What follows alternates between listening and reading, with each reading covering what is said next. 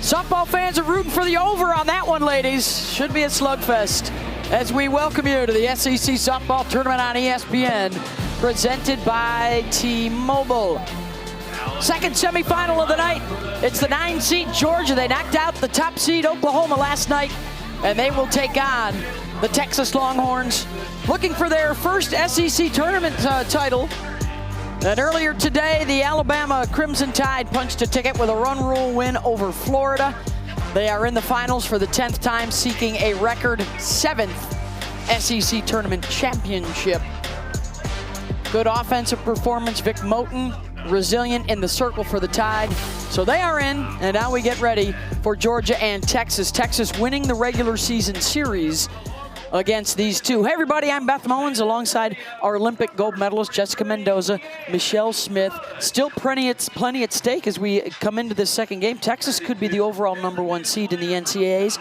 Georgia, once on the bubble, now is on the Supers bubble. Yeah, Texas, they're the defending champs, and they want to make a statement. We've heard it from them all week long, is they want to come into this and they want to win it because they have struggled throughout the season, and they want to get that momentum going into the postseason. Yeah, and this tournament's an opportunity to really hoist a trophy at the end of the weekend. Everybody wants that opportunity, but you got to win tonight in order to do it tomorrow. Yeah, they're all about the team honors, although we will mention one of the individual honors, and that's Player of the Year in the SEC, and it went to Katie Stewart of Texas. Of course, it went to Katie Stewart. I mean, you think about the year that she's had. In just her junior year, she's breaking records all over the place in Texas. And it's been the long ball, 24 home runs. And oh, by the way, she's not afraid to throw a bat in celebration. In fact, her slug is over 1,500 exclamation point of what she's had in her junior season. Everything has gone up, but it's been the slug and the power that have been the biggest thing for this Longhorn team. And there's a look at Katie Stewart chasing Texas records. She has already set a new one for home runs in a single season. They might have their hands full here tonight with a Georgia side that will play its third game in 3 days.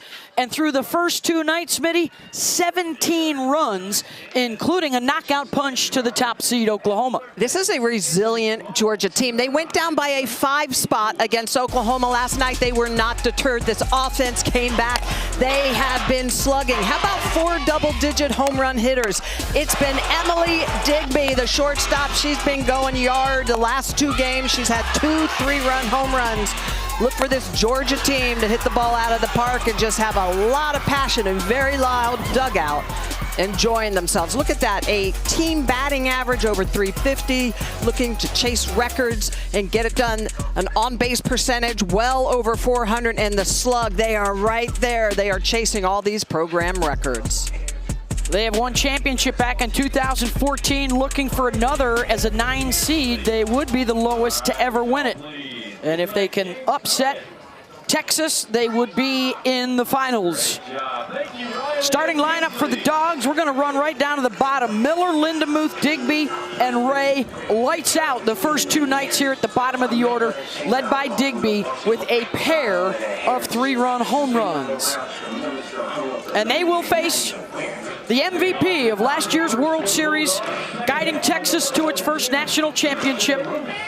From the same hometown as Caitlin Clark, West Des Moines, Iowa's Tegan Cavan.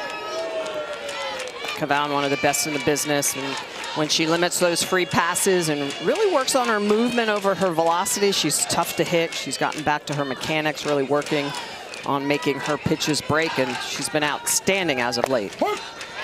One of 4 20-game winners, and Mike White in Texas not afraid to keep throwing her out there and get her ready to roll into the NCAA tournament. Facing Kirsten Roos, an all-SEC second-teamer.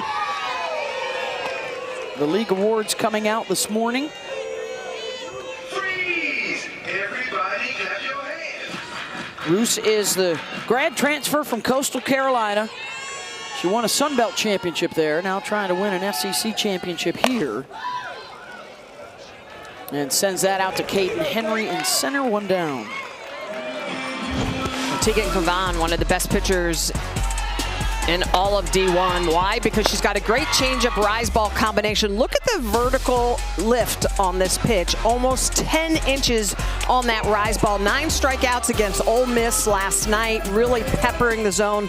Likes to throw to that arm side, especially to lefties.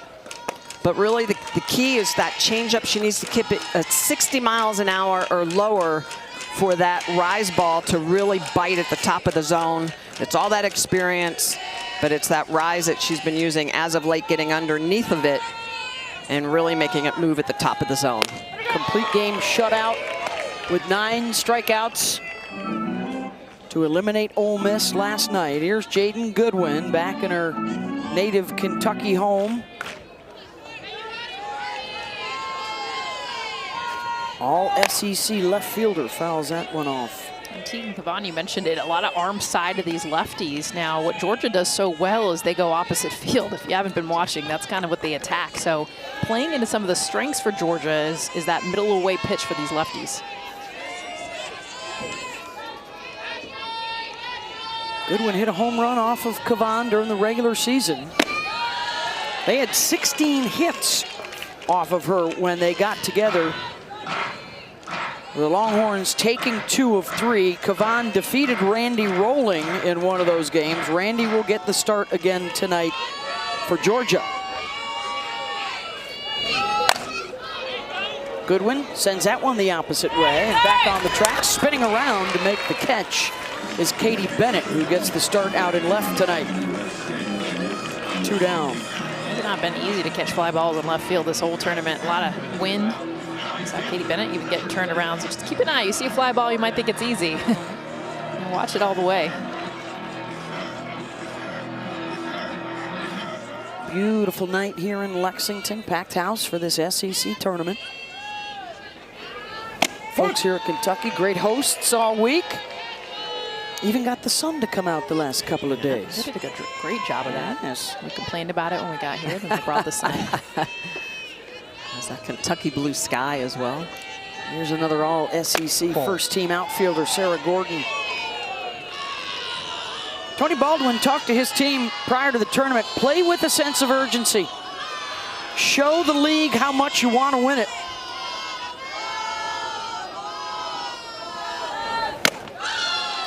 And they've got a bunch of seniors here in the middle of their lineup that have been through the SEC wars over the years. 6 seniors in this lineup, and you don't see that in the SEC a whole lot.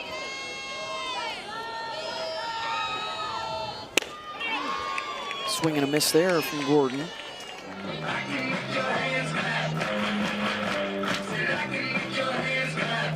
Cavan out there in the circle, 3rd in wins, one of 4 20-game winners in the SEC. 2nd in the league in strikeouts this year.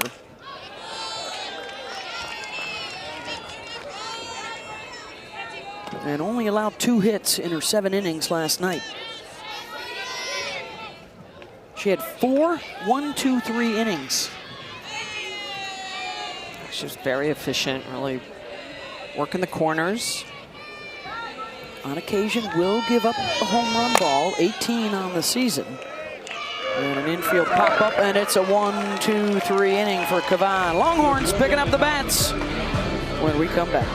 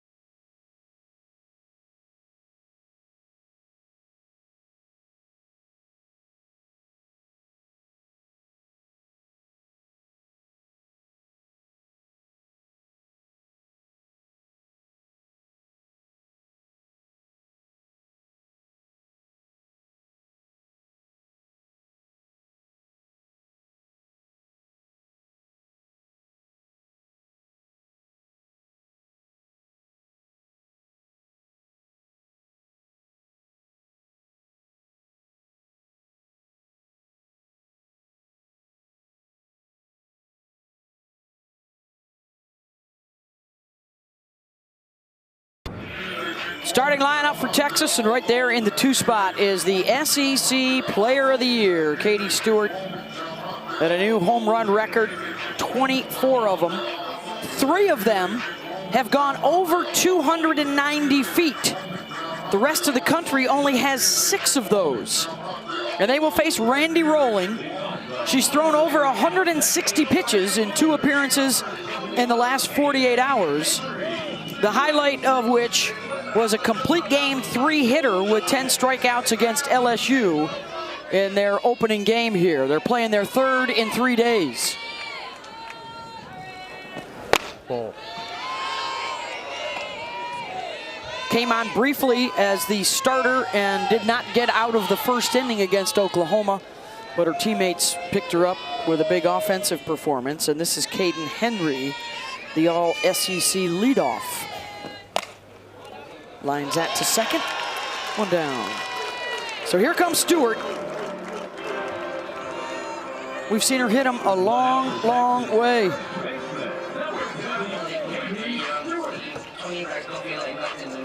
Out of Frankfort, Illinois. 6th in the country in home runs.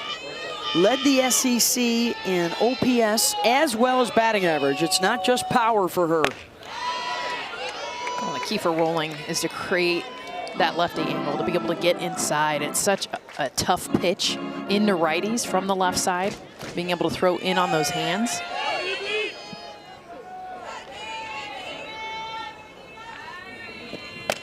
During the regular season series, she was 1 for 5 with a walk and a strikeout against Rolling. Let's see if she even gets a pitch to hit. Yeah.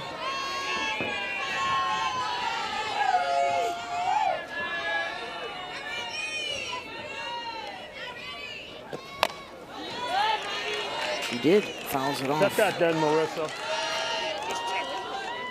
Behind the dish tonight, Steve Gould, Megan Rabin at 1st, Anthony Small down at 3rd. 40% of her hits are home runs. I mean, it shows you the power that she's got every time she swings the bat. You hold your breath. A slug over 1,000, on base better than 50% of the time. 2-2. It's a great pitch. Perfectly located the bottom part of the zone. Go back there. Yeah, That pitch is getting called. absolutely. A little below the zone.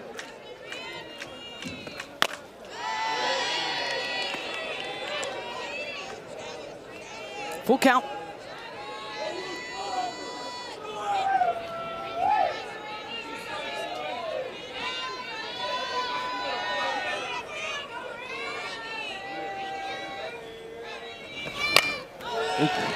Goes upstairs, fouled off. This is that hard balance. We saw it with Brooke Wells in the last game for Alabama. These big hitters that are really not going to get a whole lot of good pitches to hit, and they will swing at ball 4 because they don't want to walk.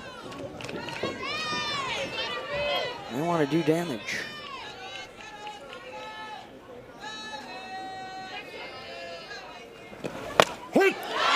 Called strike 3 at the knees, 2 down. Wow, and how about Randy Rolling just going right up against the SEC Player of the Year. She's going to go upstairs for a ball, then hits the outer side, off the plate a little bit, gets a foul, drops in a changeup to even it up, goes back outside, a foul straight back is on it.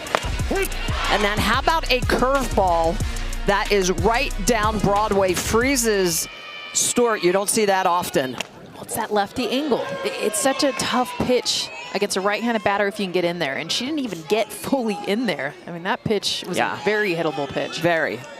I kind of wonder if Stewart was maybe sitting change, looking for something very different than that location. Here's Vivi Martinez, and that hits her.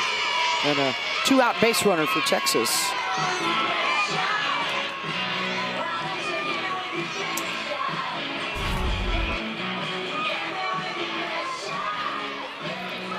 Rise ball in the inner half. And crazy to see Vivi was triggering on that to swing at it. And this is a big move here for Texas. We're used to seeing Reese Atwood step in the 4 spot, but she has dropped down to the 6th spot in the lineup. So this is Leanne Good. Rips one to Linda Muth at third. Side retired. Scoreless through one here in the SEC semis.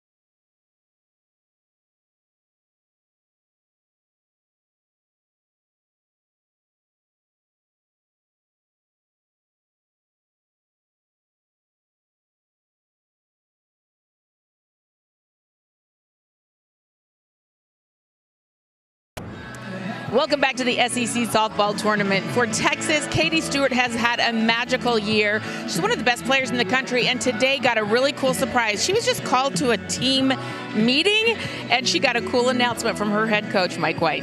Had one of our players make Player of the Year. It is Katie Stewart.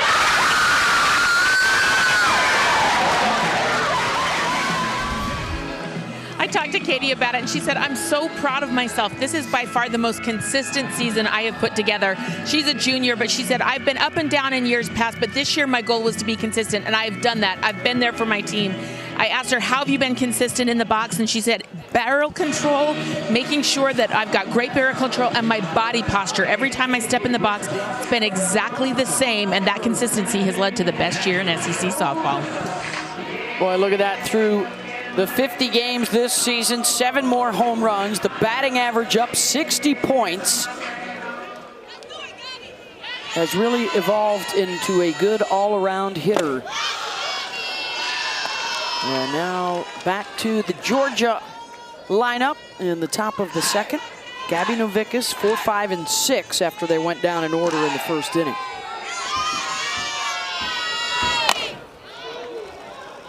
And Novickas pops that up to Martinez. 4 batters, 4 weak fly balls. That is Tegan Cavan's game when she is on. Of course, a lot of strikeouts usually mixed in as well. Well, I'll tell you what, as an elite pitcher, if you can get a 1 or 2 pitch pop-up out, I'll take that all day long over the strikeouts. Keeps your pitch count in check. Especially when it seems like, you know, Cavan going last night, tonight, you know, if they win this game, she's going to get the start tomorrow. So that's 3 days in a row. Pitch count is going to really play a part.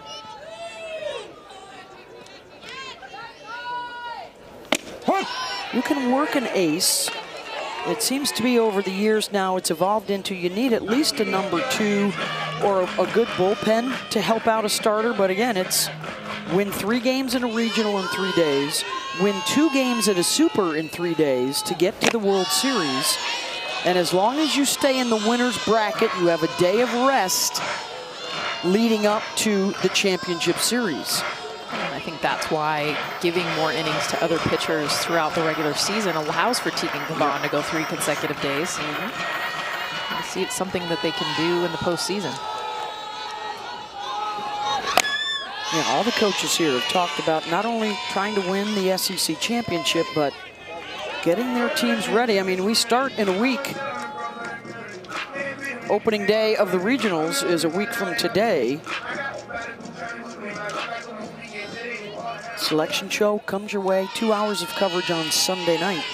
We've got 5 championship games for you tomorrow, including the SEC final. The winner of this one will take on Alabama tomorrow night on ESPN. We know the ACC championship will be Florida State, Virginia Tech, and the American championship will be USF ECU. Our coverage starts with 2 games at noon and 2 games at 2:30 on ESPN and ESPN2. Full count to Tyler Ellison.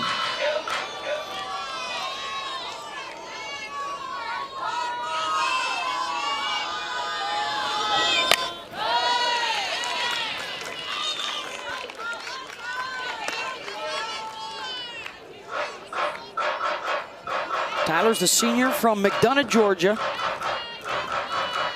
Tony Baldwin calls her the epitome of the student athlete. It's been a steady rise from reserve role, a lot of pinch hitting, pinch running, to into the starting lineup this year, and she looks at strike 3, 2 down. First strikeout for Tegan. Tegan Cavan working the outer edges on this one. It's got a low rise ball coming in at 69 miles an hour. Actually, that ball looking like it's just sliding to the outer half. First strikeout. She's been on point as of late. Here's Marissa Miller.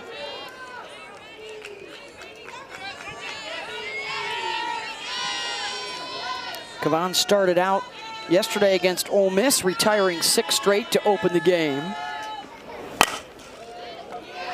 Stewart knocks it down, and Leanne Good helps her out.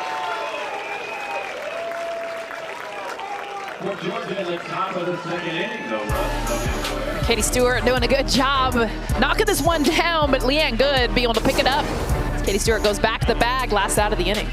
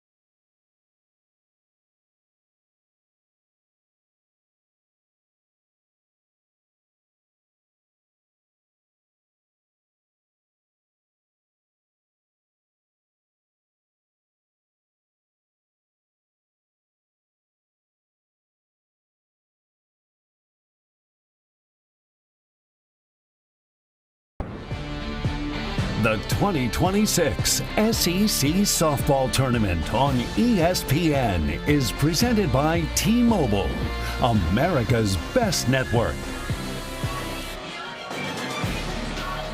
Semifinal Friday night at the SEC Tournament as Vic Moten looks on. The winning pitcher earlier tonight for Alabama. The 2 seed is into the championship game. Even though it's been a series here for lower seed upsets, we've set a new tournament home run record. And we will have a new SEC champ again this year, as the co-champs Texas A&M and Oklahoma both lost their first games. We've had 6 different champs in the last 5 seasons. Texas will try and win their first SEC crown and their first conference tournament title since 2005. They have a Big 12 regular season championship, but not a tournament crown. It's been a minute. And that was one of Mike White's goals. Said, got to keep getting better. Even when you're the defending champs, we want to attack a championship. Yeah, not defend it, attack it. Attack it. And he said, we want a ring. They didn't get one in the regular season, even though they're the preseason favorites. So they have a chance to get one with a win today and tomorrow. They didn't get one last year either. And if you look at their record for the first few months of the season compared to last year, very similar. I mean, it's just kind of average. It starts to kick into another gear this time of year. They've played for the national championship in 3 of the last 4 seasons, finally breaking through to win it in their 8th trip to the World Series, winning 2 of 3 from Texas Tech. And they beat Nyjah Kennedy twice to do it.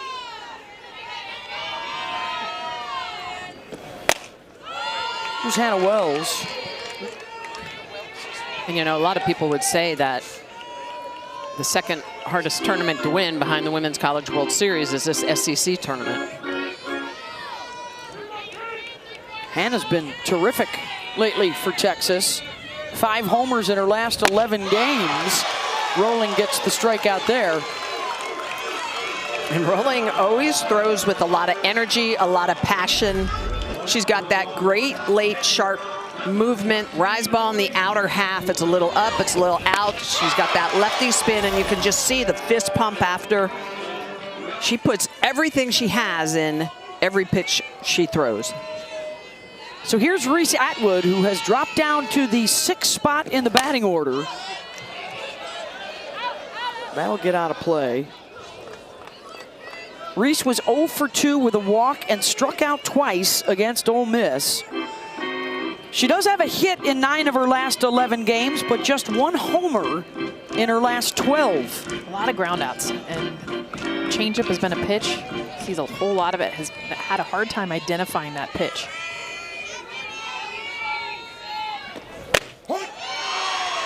The greatest slugger in Texas history, their career leader in home runs and RBI. A first-team All-American, National Catcher of the Year last season.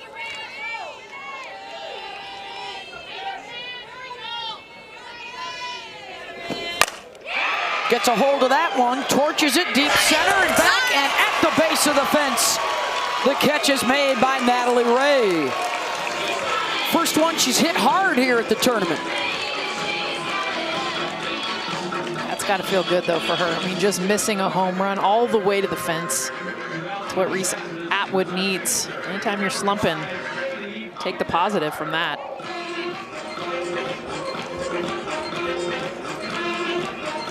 Here's Katie Bennett in the 7th spot in the order.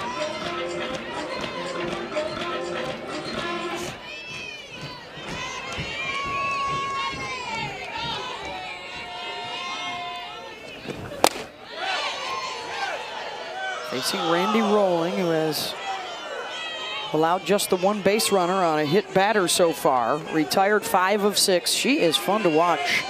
I love her emotions. How fired up Smitty was just talking about it. Having Vic Moten from Alabama now rolling back-to-back.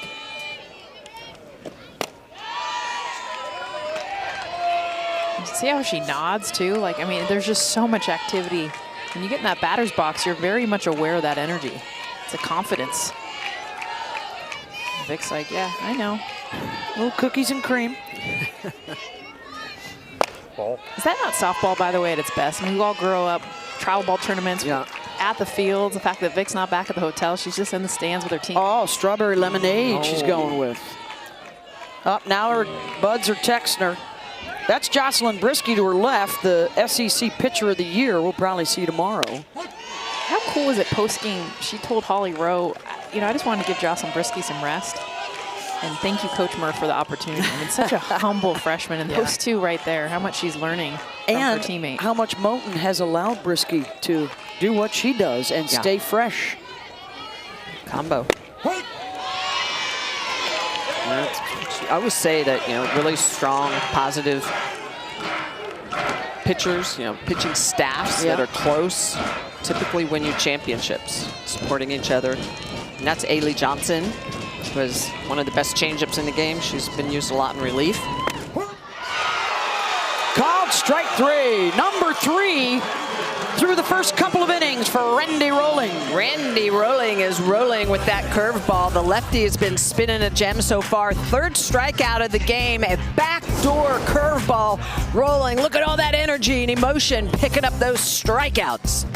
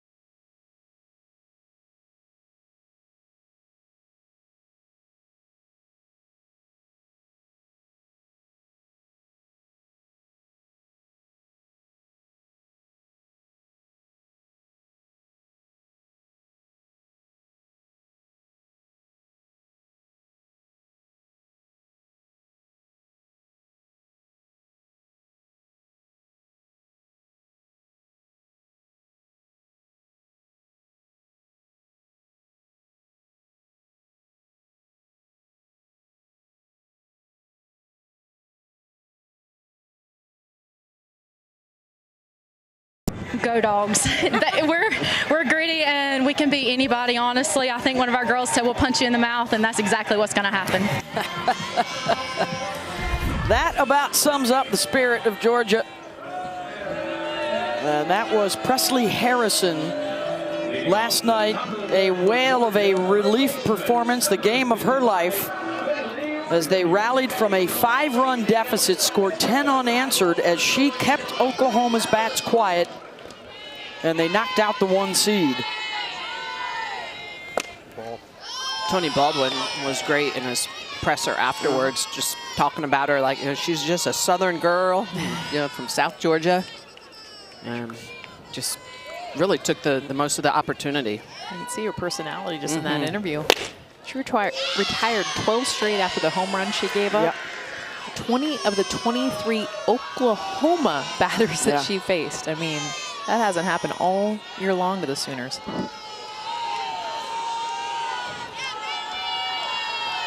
Here's Bailey Lindemuth, SEC second team performer. Let's see if the bottom of the order can crank it up again. They have been terrific through the first 2 nights here. The bottom 4 with 12 hits, 9 runs, and 8 RBIs. They've driven in nearly half of their runs in 2 games. That's when you just know you're rolling, because it's not just going to be a few runs. If the bottom of your order is getting production, and I give Tony Baldwin a lot of credit because he has not changed the order either. No. Usually then you start bringing these hitters up to the top, but then everyone doesn't seem to be able to kind of get in that rhythm. They are in a rhythm right now.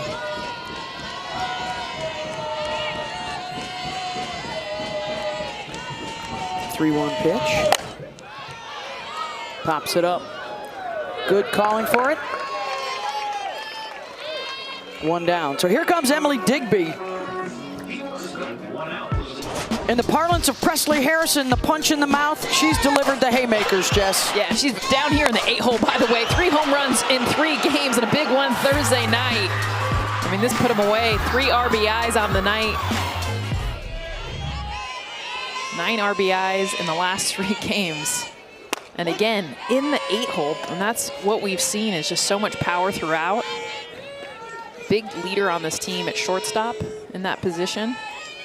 On those 3 home runs in this tournament, that gives her 10, so she becomes the 4th double-digit home run hitter in this lineup. Well, their last 4 games, wins over Florida, LSU, and Oklahoma, all top 16 teams in the country. They've seen their RPI jump from 15 to 11. And when they arrived here, we were talking about being on the Supers bubble as a 15 or 16 seed. Georgia wants us to start talking about them as an 8 or a 9 seed and possibly getting to stay home both weekends of the NCAA tournament. Certainly a Texas win would help with that. Really good strength of schedule. They have been tested with their 12 wins in 17 games against the RPI top 25. And they're hot right now.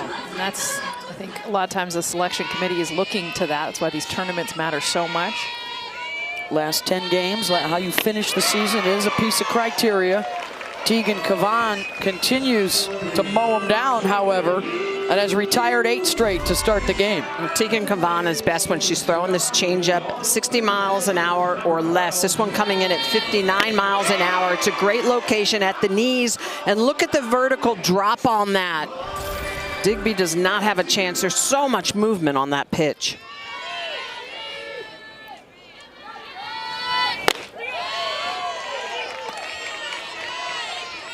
Five pop-ups, a ground out, and a couple of strikeouts. And here's Natalie Ray. Well, this is what makes Cavan so difficult. The last pitch on the strikeout, that ball's just driving down about 7 inches of drop, and then she throws a rise ball that has 7 inches of vertical climb. Yeah, with an 8 to 10 mile an hour difference, good luck. And that's when she's on, like you said. It's having both of those. She has one.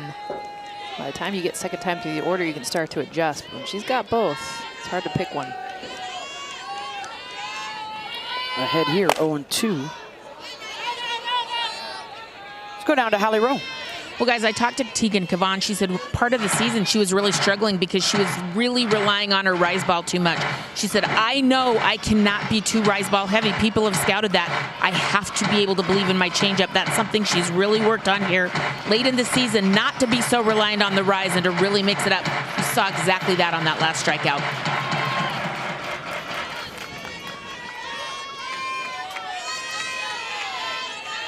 Going for another strikeout here. Yeah, well, Holly, you know, as you guys know, the case is when you throw smoke in high school, you can just rely on your one pitch, right? But now when you get here and you're playing in the SEC and you're playing at the World Series, different ball game. Well, velocity fools the high school level hitter because they can't catch up to the speed. Here, speed doesn't fool anyone. You have to have speed plus or speed plus plus. So movement, change of speed, Variance, location, exactly. Oh, and deception. I think that's the fourth piece that I see with Cavan with her changeup tonight. It's not always deceptive. Sometimes you can pick it up, and she is deceiving these hitters because she's selling it. It looks like it's going to be something hard coming out of her hand. And just to your point, you sell that after you come off the pitching rubber, but also when you release it, you've got to explode through that release because that's what catches the eye of the hitter. And there's a breakdown of the usage. Rise ball at 65%, changeup about 11%. I like to see that a little higher. I think the more she uses it, the better she is. Well, that's to Holly's point. I bet that changeup percentage was down in the single digits and then slowly climbing up.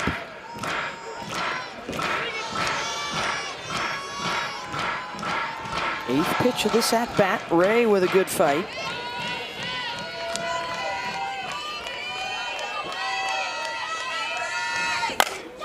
And puts it in play. Drills that out to left center. That'll find the wall as she motors into second. And the first hit for Georgia. This is where Georgia is so good. I mean, this is a Tegan Cavan really good drop ball that's away. So this is outside. It's not even a strike. Natalie Ray does a beautiful job going with this pitch. This is what Georgia does so well. Opposite field power.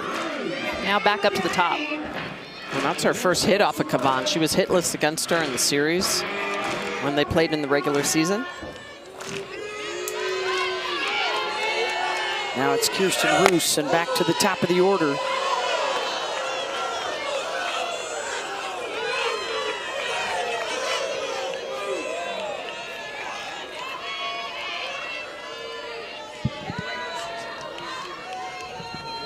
They've been really good with runners on in the tournament. Martinez with a nice charge and denies them the chance there.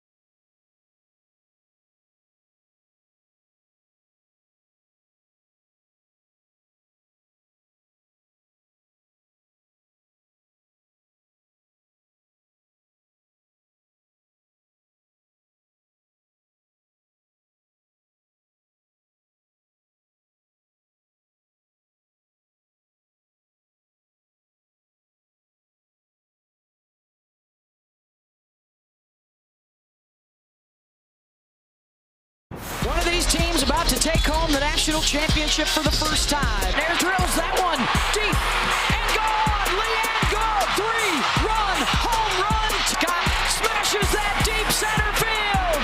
Mia Scott, grand slam. Texas is finally bringing the championship home to Austin. Winning game 3 of the championship series over Texas Tech for their first title. It was a rocky road to get there. They showed a lot of resilience and perseverance.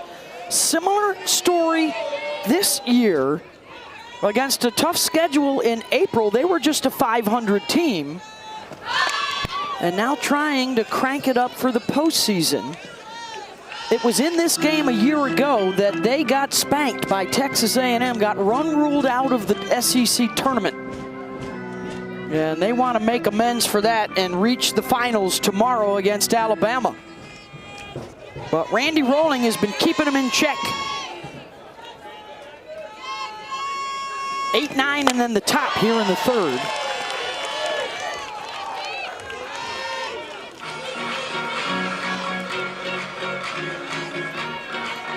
J.C. Nichols, you heard me say Mia Scott hit a grand slam last year. Well, J.C. Nichols is the new third baseman.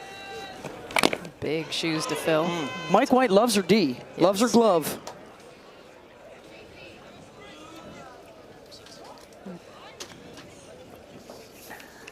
Taking a moment here to help out Marissa Miller.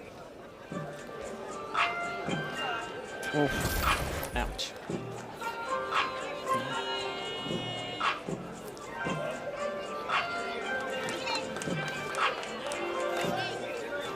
Always good to see the umpires. Steve Gould walking around a little bit, buying a little time for the catcher. They look out for each other. Catch their breath. 0-2 to Nichols. And reaches for that and lines it out to Goodwin and left as we send it down to Holly Rowe. Well, you see such fun emotion in the circle from Randy Rolling, the pitcher who's got all these little quirks and different movements. I asked her pitching coach, Chelsea Wilkinson, like, is she out there just talking to herself constantly? She said, oh yeah, she has different trigger words for different pitches. She'll say something out loud to herself to remind her of a certain movement or mechanic. So this is something that she's doing. I said, that's so funny. Our Beth Mowins does the exact same thing. She's been practicing in the shower how to explain the bracket. This is a true story. That is a foul ball. And Holly, people like me and Randy, we don't talk to ourselves. We're just having a staff meeting, that's all. With all the different people in our head. Beth with the fist pumps and gets all fired up when we make High fives. Yeah. Team up here. Ask any announcers, you got to spend a little time practicing your craft in front of a mirror and in front of the TV. Right? Anybody? Do you do that, Jess? No, but maybe I should start. Yeah. Let's try it. I am a Gemini, so it's just me and my split personality, my twin. Here's Ashton Maloney, batting in the 9th spot. Pops it up. How about Randy Rolling? One time through the batting order, just one base runner, and Zippo in the hits department. She just attacks. Holly talked about her mannerisms and the emotion, but she gets dialed in, and she's just not afraid to come inside. You see a lot of pitchers with confidence to do that. And how about the resiliency, right? She got pounded in the first inning against Oklahoma, and here she is against Texas, the defending national champions, and she's throwing a great game.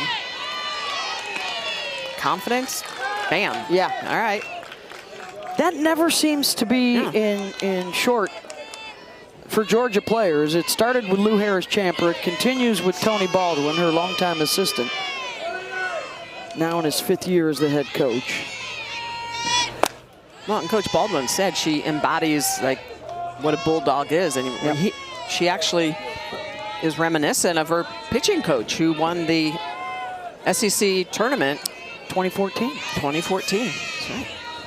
Chelsea Wilkinson. Good role model to have. Here's Caden Henry. Ground ball to short, and that's a 1, 2, 3 innings. She's set down 7 in a row. You keep talking to yourself, Randy.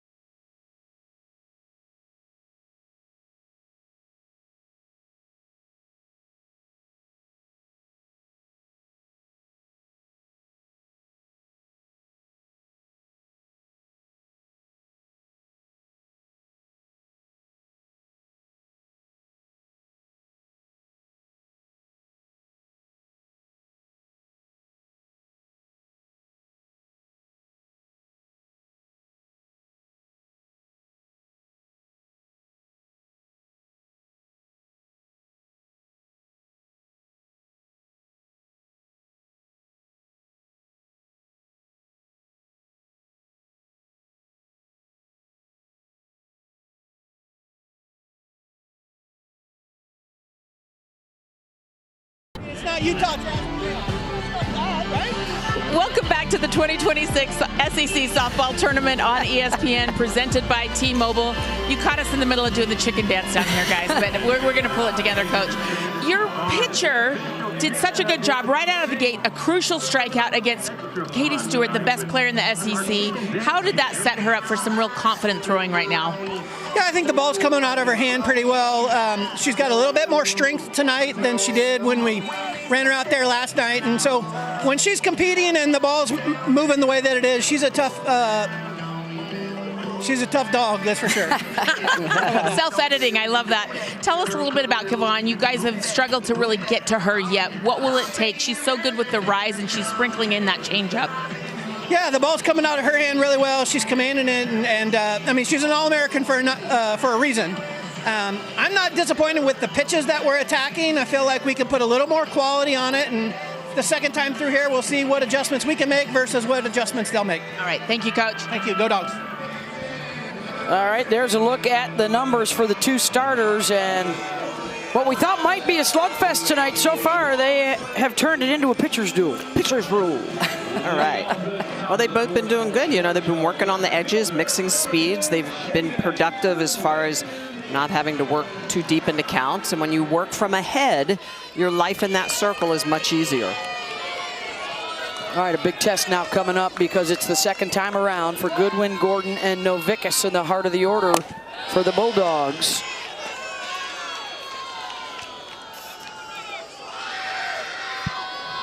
It was the second time through that Goodwin started the rally in a 5-run fourth inning last night with a solo home run. 2 of her teammates followed with dingers.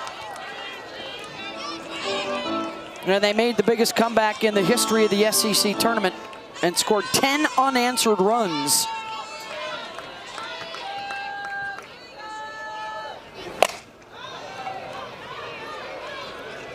Not with that one, 1 down.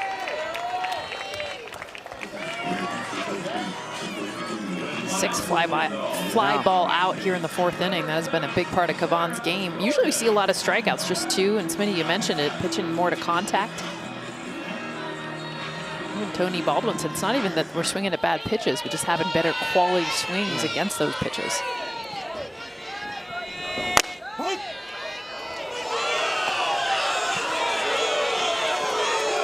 And for a strike to Sarah Gordon, catches the bottom of the zone. Popped up in the first.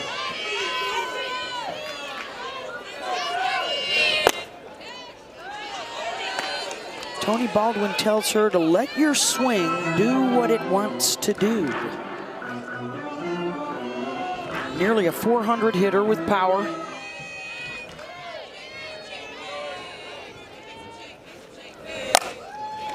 Wow. Gloved at third by Nichols. Even she's impressed. 2 down. Wow, this is amazing.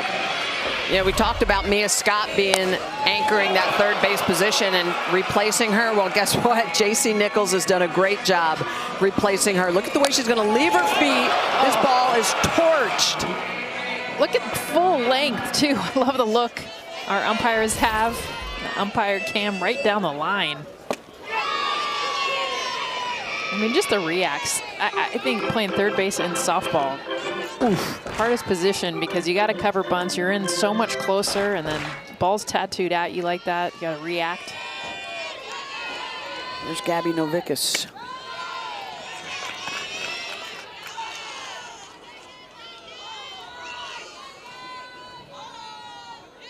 She was a home run hitter in that fourth inning last night as well. Scored a couple of runs.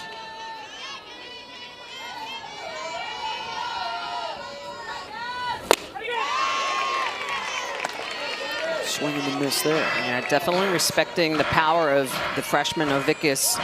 Starts her with the changeup, then comes hard, then comes back to the changeup for the swing and miss.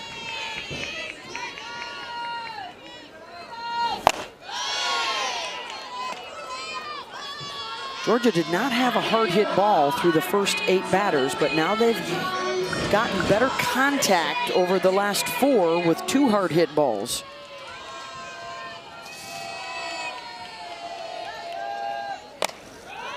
And the infield pop-up, and Martinez with great range. The basket catch, then a 1-2-3 inning. Oh, it's going to come down to some defense. We talk about Tegan Kavan and what she's able to do in the circle, but trusting her D, JC Nichols getting down, full-length dive, and Vivi Martinez calling off her infield, running to make this last grab.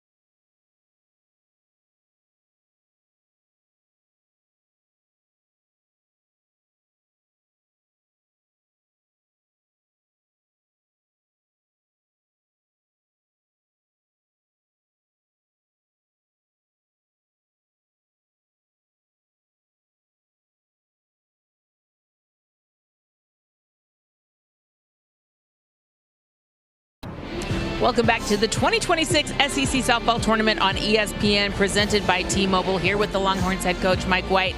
And, Coach, I want to hit you on those two great defensive plays, one at third base, another infield fly that was not. How is that really fueling your team right now and kind of gives you some momentum? Well, that's what you have to do in these big games like this, and you got to make the plays when they're available to you, and we're able to pull off a couple of good ones so far, so we need to continue to do that as we go forward.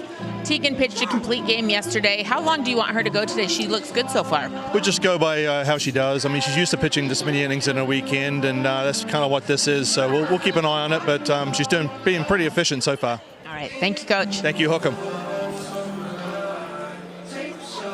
All right, scoreless to the bottom of the fourth. Tegan Cavan and Randy Rolling doing an outstanding job. Leading off the bottom of the fourth for Texas, first baseman number 20, Katie Stewart. So here's Katie Stewart to lead things off, 2, 3, and 4.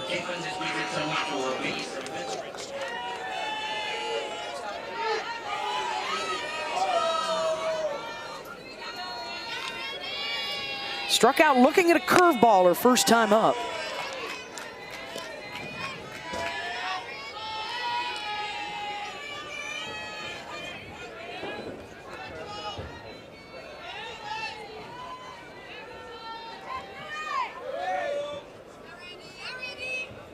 Texas still looking for its first hit off of Randy Rolling. Just a one-hit batter, the only Longhorn that's been on base back in the first inning. She's really been working on the margins, hitting those corners, mixing speeds. And this is what the lefty's done all year long.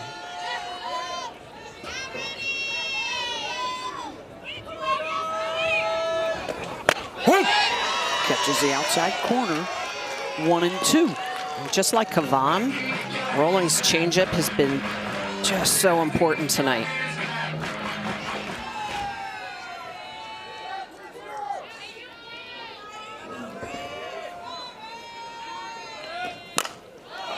Ground ball to short. In time to get her one down, and time now to head out to Alyssa Lang. Breaking news, softball fans. That's right, ladies. Kind We've got breaking news from UCLA. Megan Grant taking on Wisconsin. She was one away from tying Laura Espinosa's all-time NCAA record, and there it is, number 37. Writer in the history books, Megan Grant.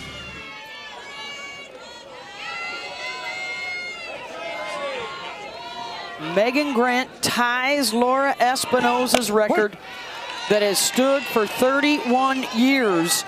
And so now she overtakes Kendall Wells with Jordan Woolery right behind. And now the race is on to see who will set the new record. But congratulations to Megan Grant. What a massive moment, too, for just UCLA. Keeping that record, by the way, in the old Pac-10.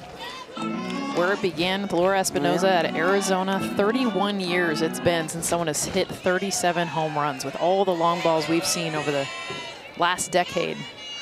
A record-breaking home run season around college basketball, and a new single season mark may be set soon as Vivi Martinez reaches with one out. This should go down as an error. Emily Digby, who was challenged. And actually the regular season series against Texas had a few errors.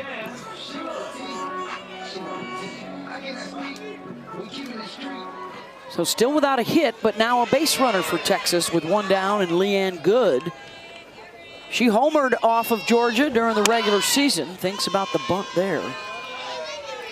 Well, to your point about the home runs and the records, there's been over 1,600 more home runs this year than last year in all of softball. Wild, I mean, wild it is numbers. wild. I want to play.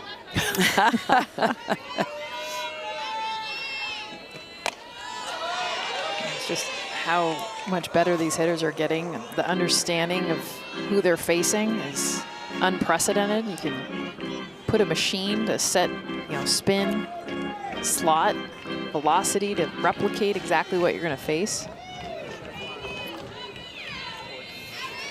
The game is definitely advantage hitter. Not this game, though.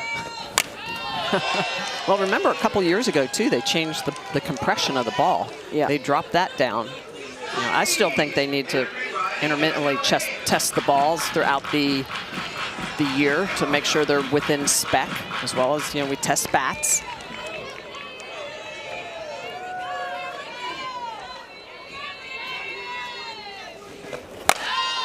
Good opposite. You have nutritionists, you have strength and conditioning coaches, you have every weight room activity at your beck and call. You have video you can watch all day long, right? There's no surprises anymore.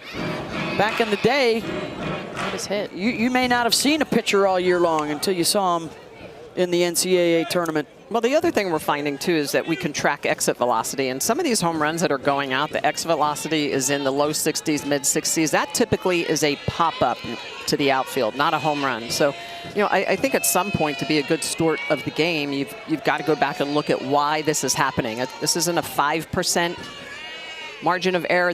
We're blowing through it. Leanne Good sends that one back, and that's gone. Opposite field to put Texas in front 2-0.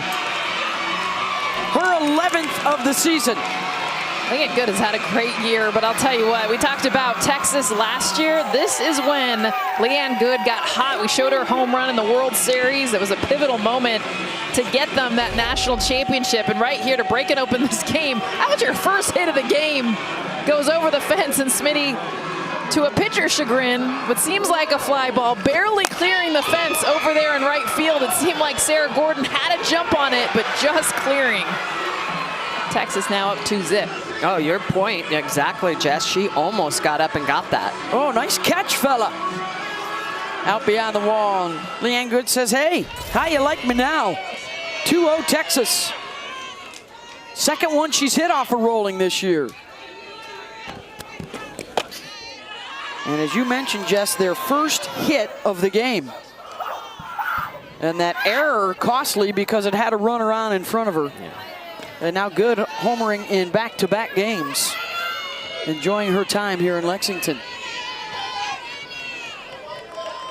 Here's Hannah Wells. She had 2 home runs in the Georgia Series regular season, including a game winner in extra innings to win the series for Texas.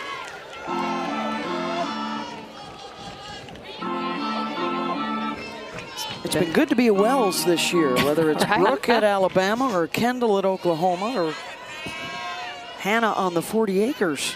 Went in on that fake family. Last name Wells. You're slugging this year. It's cool to see the development of Hannah Wells. She was not an everyday starter, just earned herself into this lineup a few weeks ago in that Oklahoma series when she pinch hit a home run.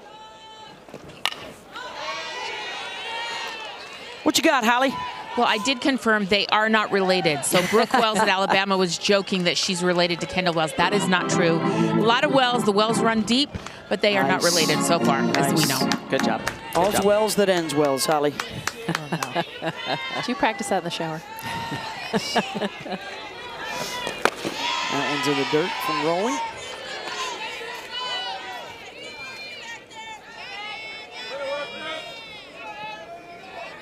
See what she's done lately. Well, she's just been fun to watch. Two-way star. She's had some starts in the circle. I mean, excited to watch her develop as a hitter and pitcher. And she likes hitting middle away.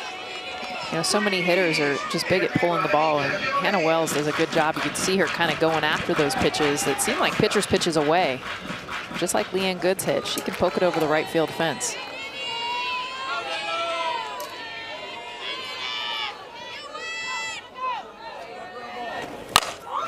Sends one out to center and back towards the wall, and that one is out.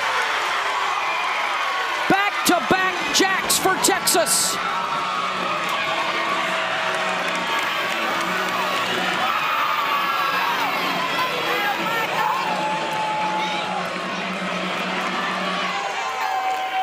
You got to see this pitch location. I mean, with 2 strikes, I talked about her hunting away. I mean, this is not a hitter's pitch. I mean, look at where this thing is located. I mean, look at where her body is. This changeup that is moving away from her bat. Look at how far away the bat is. And by the way, 70% swing. She gets the contact and just drops the bat. This is all barrel. Her body is beat on a changeup, but the barrel is able to hit this out. And there almost is case in point, completely fooled, but yet the ball leaves the yard with the power, with getting the extension. 3-0 Texas. Wow. It's their 80th home run of the year now. Uh-oh, Reese Atwood. And that one will not get out. She sends 2 back to the track. 2 down. That one sounded like the hardest hit of the 3. May have been a little out in front. Off the end of the bat, just missing it. This is a home run swing, but yeah. Oh yeah, she's early. Last 2 inches of that bat. An inch further up, that thing is into our SEC Now set. Here's Katie Bennett.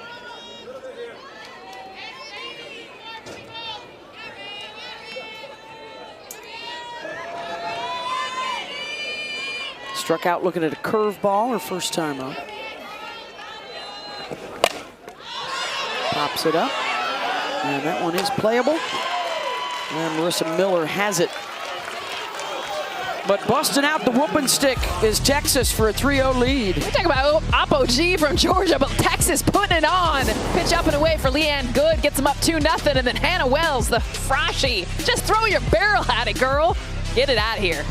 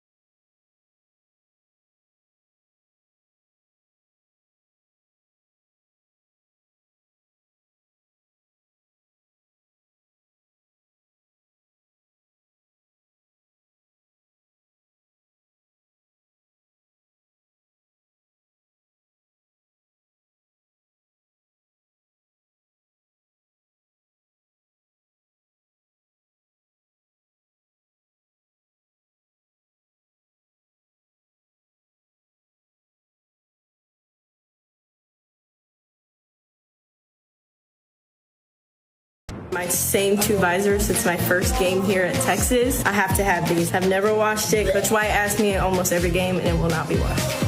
I had left my visors back in Austin, and I had a meltdown, but you know what? I didn't let it stop me. My teammates gave me their visors, so they're behind me. I love it. That was Leanne Good hitting a home run yesterday with the new visor, and she's hit another one today.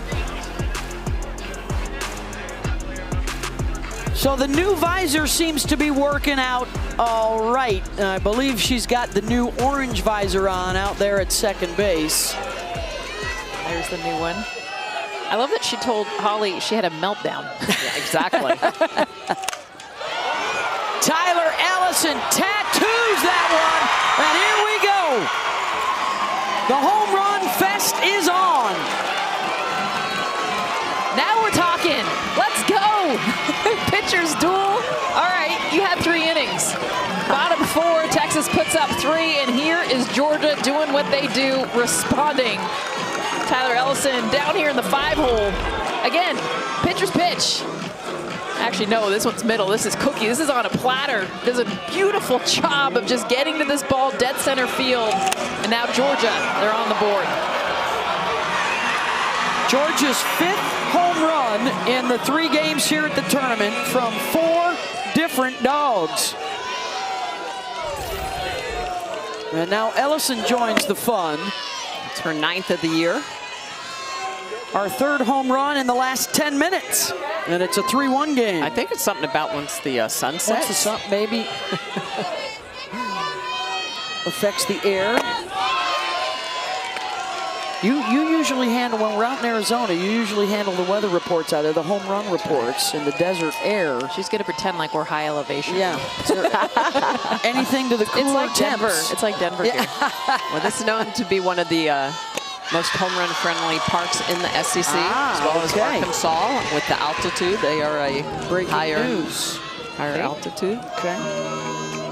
We're in the mountains. That's why it's so cold. I thought you were going to say it was the limestone. No, that just helps the bourbon. That helps the short game and the bourbon. 3-0 to Miller.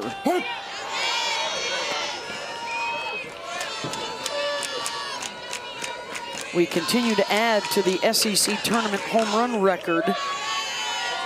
Now up to 34, courtesy of Tyler Ellison. Leanne Good, Hannah Wells. Is it 26, right? That's what got broken. 27 was the old record. 27. Yep. Blew through that. We're in the semis. Still more to come tomorrow. Maybe even tonight. Yeah. Good point. Deep on the grass, Martinez, and the throw pulls Stewart off the base. Hey, the NBA Western Conference semis come your way tomorrow night on ABC. Game 3, Thunder and the Lakers. OKC up 2. Game also available on the ESPN app. Good job by Miller to get down the line. Beat that out. Just shows how deep Vivi Martinez was playing at short.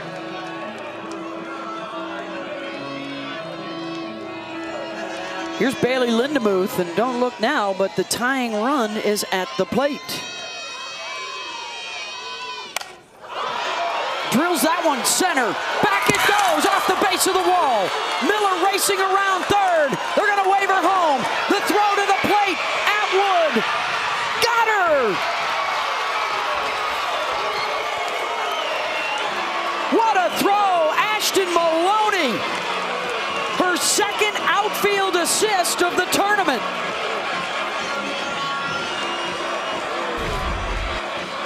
Well, Caden Henry overplays this, and it kicks off the wall so far, but they get it in. Maloney all the way from right field. And how about Reese Atwood? I mean, this was almost a circus act, trying to find Miller, who was trying to backdoor home plate without being able to get back around.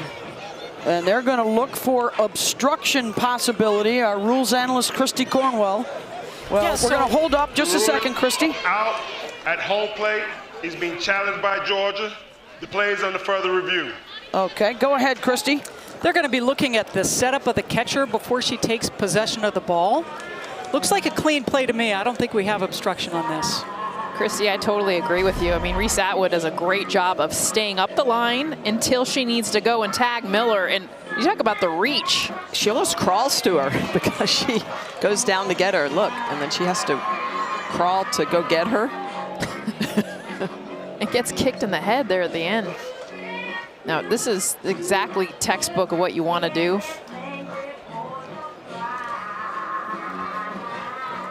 Actually, Miller may have been better off going straight to the bag, or to the plate, I should say. Yeah, the tag is going to get her under the arm. After review, the ruling on the field is there is no obstruction. The runner is out. Georgia has one remaining challenge. The throw from Ashton Maloney. You just don't see outfielders being able to one-hop from here, especially because her weight, picking this off the ground. I mean, this is a great throw, and honestly for Reese Atwood to finish this play, but Maloney, she makes this play happen. It had to be perfect to get that out. And the frustration from Miller, she thought she had it. And take a look at Miller. Look at how far she's going to be coming through here. And she takes a longer line instead of coming right toward the plate.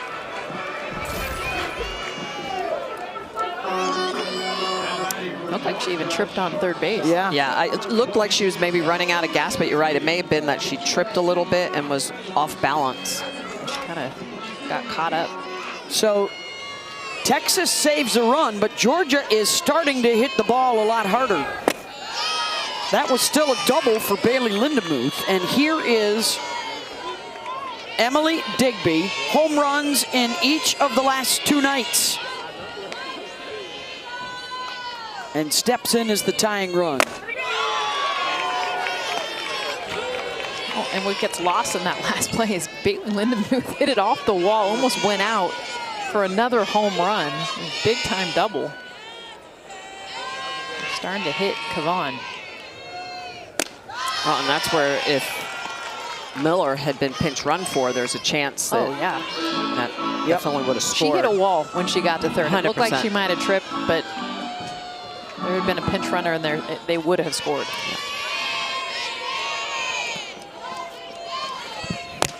Digby chases the rise at 69 miles an hour, 1-2. So after the pitchers ruled the first 3 innings and the offenses started 1 for 24, they're 5 for 7 with 3 home runs in the bottom of the 4th and the top of the 5th. And Kavan strikes back and strikes out Digby. 2 down.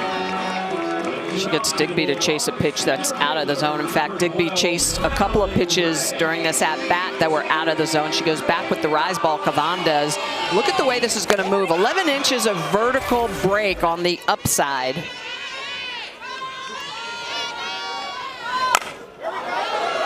Natalie Ray, base knock. Another throw home. This one will be cut off as Lindemuth slides in safely. And it's a 1-run game. Bottom of the order clutch again for the 3rd night in a row.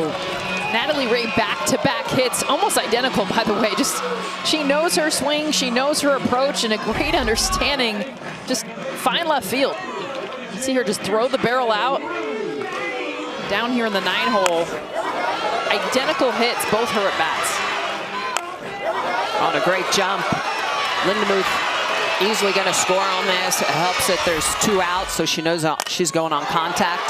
Kirsten Roos, and they are hammering away here in the 5th. And this one will tie it up.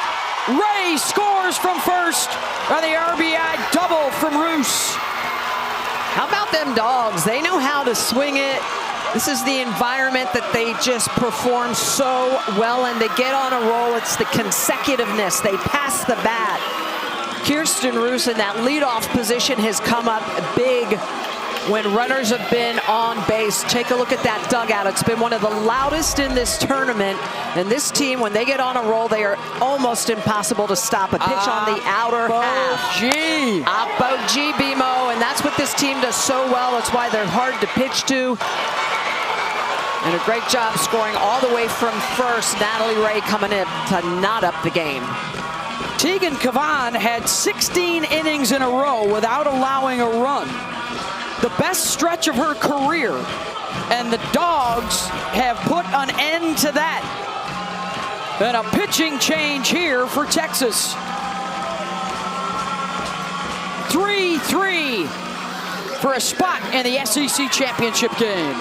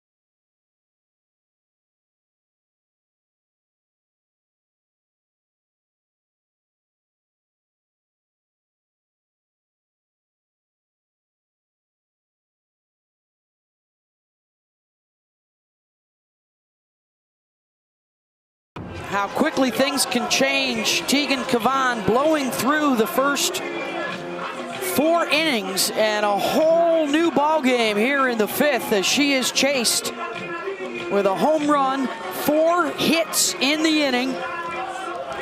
Excuse me, 5 in the inning. So Lali Gutierrez comes on because all those were hard hit balls.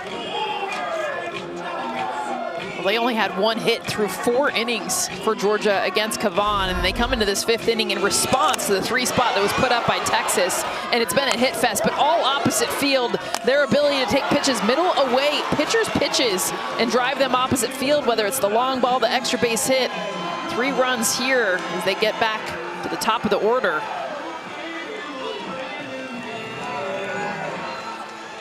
It started with the Tyler Ellison solo home run, just like their big inning last night against Oklahoma.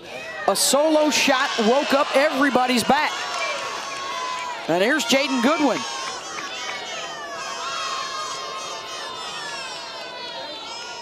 She's their best hitter, over 400 on the season.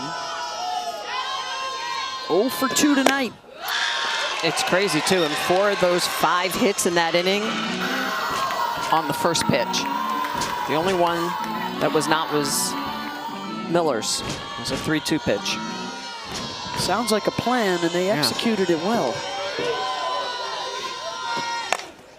Goodwin will yank that one out into right, and the Georgia Bulldogs erase a 3-run deficit and go up 4-3. Lali Gutierrez is known for her off-speed curveball, her ability to mix speeds. This is a 60-mile-an-hour off-speed that is not fooling Goodwin. She's going to be able to take that ball, go oppo with it.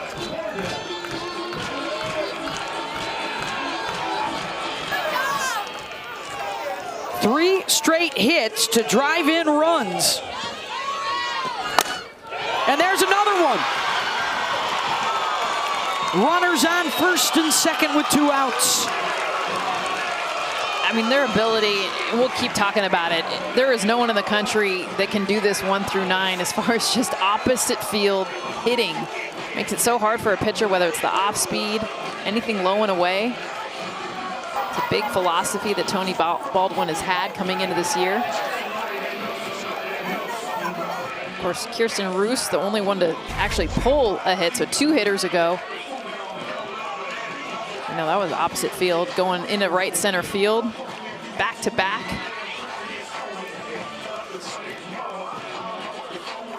And then look at this last swing. Look at where this pitch is located.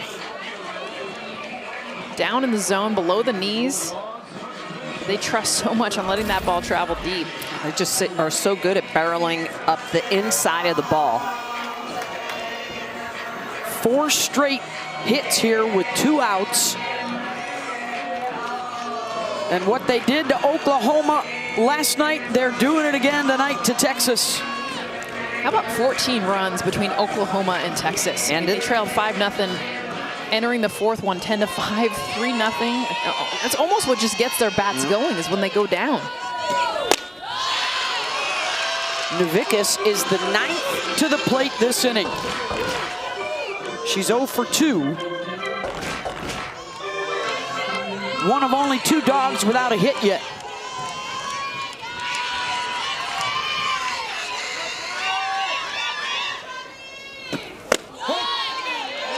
Right down the middle. Well, it's interesting because last year, Tony Baldwin tried to change their swing patterns a little bit more, tried to get more power. It didn't work. They were thinking too much. Their batting averages went down. He said, you know what, we're going to go back to what we know how to do. Let that ball get deep into our hitting window and go oppo with it. Ground out to short will end the inning, but it's a doozy for the Dogs as they grab the lead here in the 5th. Georgia, this is what they do. The power, starting it off with a home run and then just kept it going. Extra base hits, opposite power, everything to get back to this lead in 4 runs.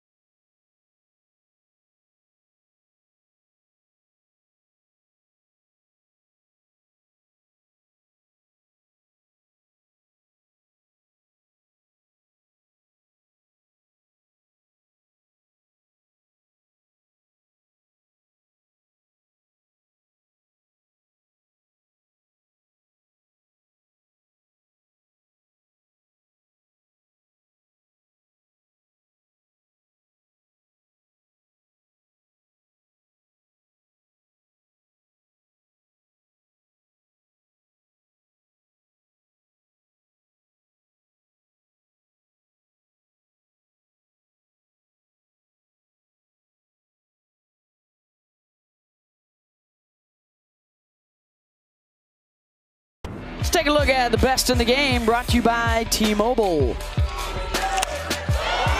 Georgia's just been able to really barrel up the ball. This is what Georgia does, gap to gap. How about over 100 doubles now on the year for Georgia, getting it done, going apogee with so much power. Fifth inning. Look at that. For 9, 3 extra. Wow. I mean, that's one inning. They came in with one hit coming into that 5th inning. And how about the 5 first pitch hits? I mean, they were going up there on a mission to attack early. When you get behind taking Gavon, she owns you. And so that was clearly a plan come in second time through the order. They end up chasing Gavon. She's out of the game. And now Texas finds themselves down a run to the bottom of the 5th. Winner gets Alabama tomorrow night. They're fixing a microphone on the home plate umpire, Steve Gould. Crimson Tide run-ruled Florida today.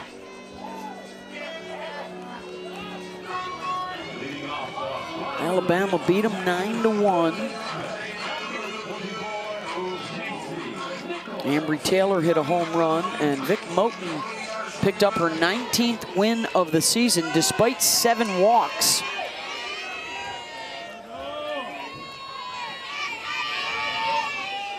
(8-9) in the top for Texas.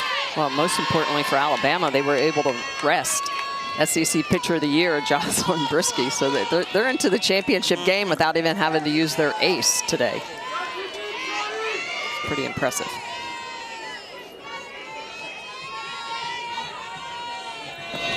They are now in really good position to possibly snag the overall #1 seed for the NCAA tournament. They beat the #1 RPI Arkansas yesterday. They beat Florida today, another contender for the #1 seed. And Texas is also in the running for it. They are trailing here to Georgia.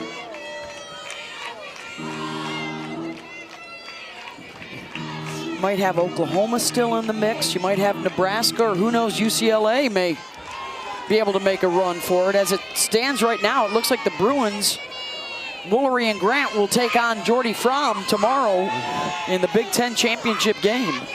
A little bit of history there. They played each other this year. You have Florida State and Virginia Tech tomorrow in the ACC championship. Texas Tech will play for the Big 12 championship. We got 5 games for you. 2 at noon, 2 at 2:30, and then our ACC final, or SEC final on ESPN at 5 o'clock. Great job by Randy Rolling to get back into this count. Nichols grounds it to second. Roos has it 1 down. Hey, the WNBA gets back on the court this weekend with a pair of games for you tomorrow afternoon on ABC and the ESPN app. Caitlin Clark and the Fever taking on the Dallas Wings. Then it's the Aces, the defending champs, in a rematch of the finals with the Phoenix Mercury. Coverage tips with WNBA Countdown at 12:30. Big summer ahead for the WNBA with their new collective bargaining agreement. Here's Ashton Maloney, who had the huge outfield assists to throw out Marissa Miller at home. Otherwise, it would be a 2-run Georgia lead.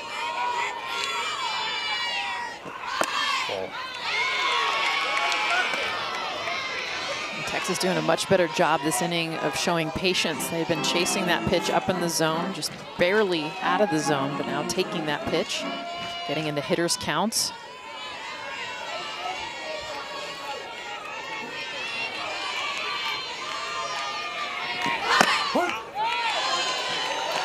It's in for a strike. Next curve by Rolling to get back in this at bat, in this count. Maloney yanks that. Where's the gap in right center? She's looking for 3. Does not slow down. Keeps going. And the throw in time to get her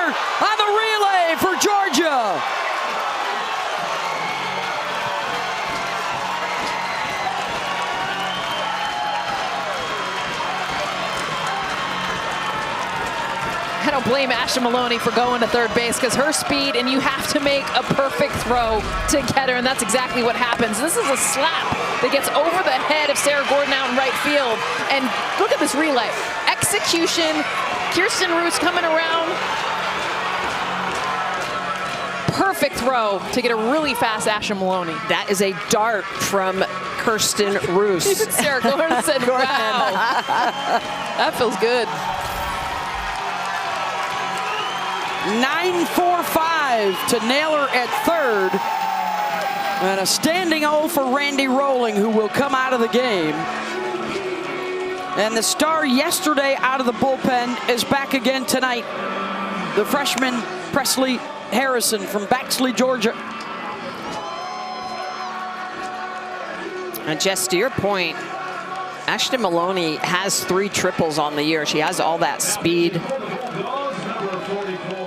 On the conservative side, though, you got the top of the order coming up, and Katie Stewart's going to be on deck here. You're still in scoring position if you hold at second. But I'm sure she wasn't expecting this really good relay by the Dogs. It just doesn't happen. Remember, she gets to cheat. She's going through the batter's box already, so she's already ahead because she's slapping. So she's already a running start. And look at what has to happen to get her out. So she's playing the odds, and the odds are nailed. Get her knee. Great call there at third base. Really good call by the umpire to come up the line. And yes, hindsight, stay on second base, let the top of the order come up. But Ashton Maloney, you do that 100 times, 99, she's going to get to third. Mike White did have a conversation with her. I'm curious as to what was said as Maloney was coming off. But now it's 2 outs and nobody on, and here's the top of the order. Beth, she didn't look at him. Like, she just went. Don't make eye contact. She head down. She's like, nope. It was a triple out of the box in her mind. See if it proves costly here for the Horns. Henry and then Stewart.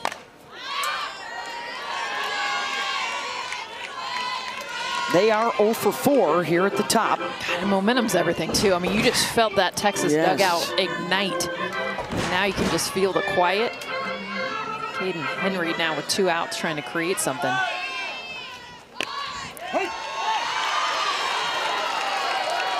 Caden didn't agree with that one. That was way off the plate. Yeah. And now it's 1-2 with Presley Harrison. And Harrison only threw 2/3 of an inning against Texas.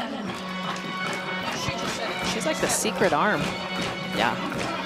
She's kind of hidden. I mean, she's been in the bullpen more than she's been in the circle this year. Secret weapon, as you mentioned, to pull out of there. Coming out party here at the SEC tournament. Well, especially because you're facing these teams the 4th time when you've already played them in a series, so you're so familiar with the pitchers. No one's familiar with Presley Harrison. Oklahoma last night, not know what to do with her, and now Texas. See how they respond. Full count.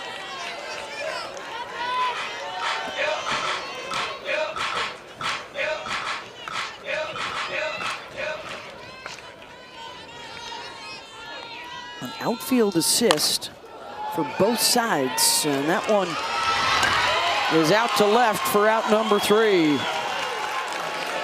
right, we've seen it now twice. Outfielders getting to balls and the cutoff execution to be able to get fast runners out. How about this? Gordon to Roos.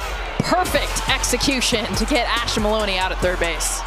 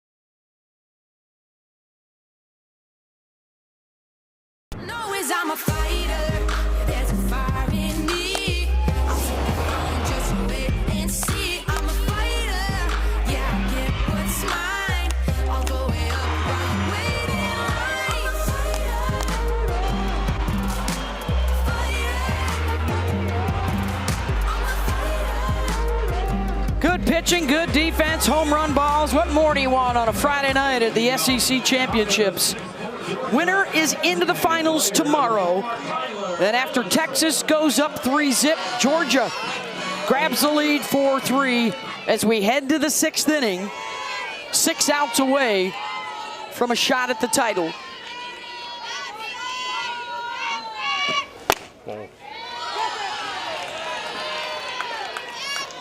The highest seed to ever reach the championship was a 10 seed South Carolina 3 years ago. The highest seed to ever win it was an 8 seed. And here is Georgia, the 9 seed, trying to get into the championship. They have been gritty, resilient, just playing with a lot of passion, a lot of confidence.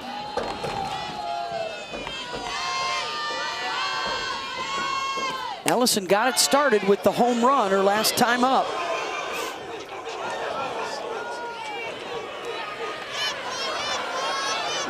This has been a chaotic tournament over the years. All kinds of crazy stuff happens. And there are your lowest seeded champs. Georgia was a 5 when they won it in 2014, and the record holder there, the 8 seed, Ole Miss. Well, this is the first year we had double-digit seeds that made it all the way into the quarterfinals. Had a pair of them. Yep. Had to win 2 games to get there. 3 teams have been knocked out of SEC tournament contention. Kentucky, Missouri, and Auburn, so likely that the SEC will get the other 12 teams in. All right, so you have to have a 500 average in order to get into the NCAA tournament. 500 record, yeah. Now the question remains, how many will be seeded and how many will be seeded in the top 8 to stay home? Good. Anytime an infielder has to take a step back, so she's laughing. I think it was 76 miles an hour. No problem. Citlali Gutierrez begins her 2nd inning of relief work, coming on for Tegan Cavan in that 4-run Georgia 5th inning. Here's Marissa Miller, singled and then got thrown out at home. I think one of the more impressive things I've seen Georgia in this tournament, now in their 3rd game, is they're hitting 400 with 2 outs. So many of their runs, so much of their success coming with 2 outs.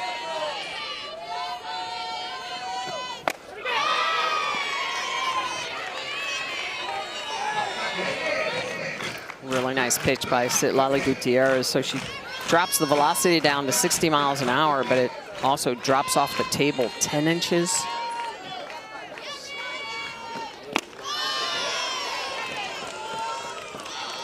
If you're wondering, for Texas with 6 outs to work with, the next Longhorn to swing a bat will be the home run queen, Katie Stewart, due up in the bottom half.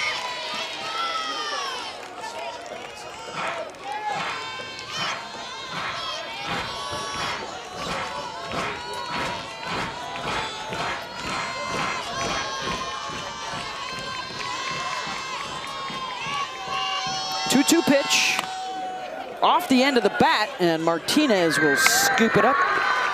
2 down. Hey, we got another stellar WWE Premium Live event coming your way tomorrow as Backlash comes to Smitty's hometown of Tampa, Florida. All WWE Premium Live events are available to stream on the ESPN app with the ESPN Unlimited plan.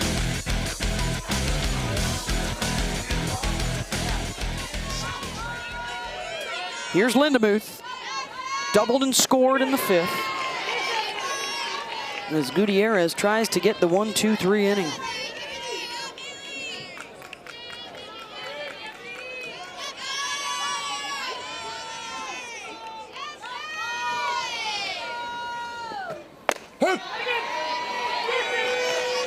Alabama in the regular season took 2 of 3 from Texas in Tuscaloosa. They did not see Georgia during the regular season.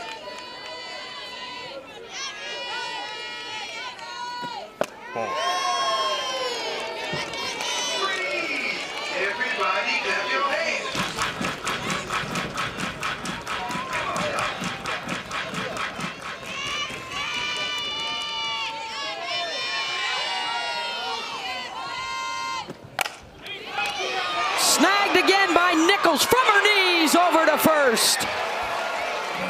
Another web gem for the left side of the Texas infield. Okay, she dove to her right, left her feet 2 innings ago, and now to her left, just showing it off at the hot corner, dive into her left, get back onto one knee, and throw out the last out of the inning.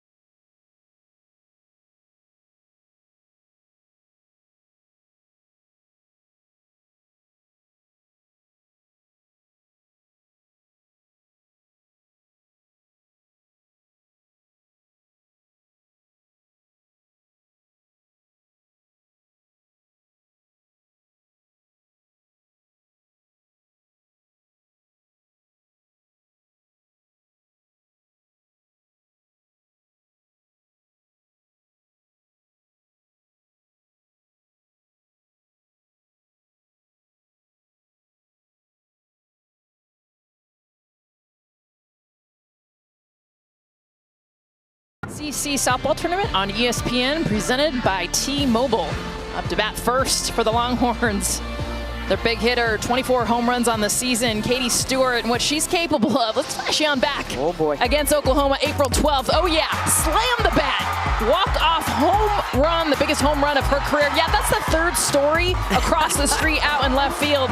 We haven't seen a home run that big, that important against the #1 Sooners at the time. So Katie Stewart, that 24 home runs, she just found out this morning, SEC Player of the Year, set a new record for Texas. She's heck of a junior year. Will she get a pitch to see? Because a third of her home runs this year have come in the 6th or 7th inning. Now you got to go at her here, but you got to work from ahead, see what the freshman Harrison can do against her. I mean, she just struck out Kendall Wells last night, so you think about the confidence that Harrison has to get anyone. She retired of 17 of the last 19 she faced, but she also did give up a home run ball.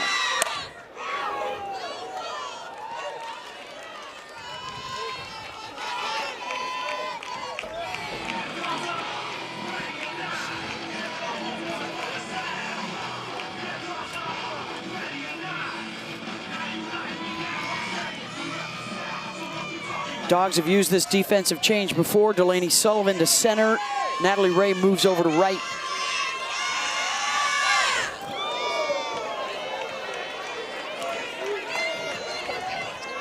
I think this is a changeup at 62 miles an hour. Coming at you in your living room. Slips out of the hand. Hope you brought a glove.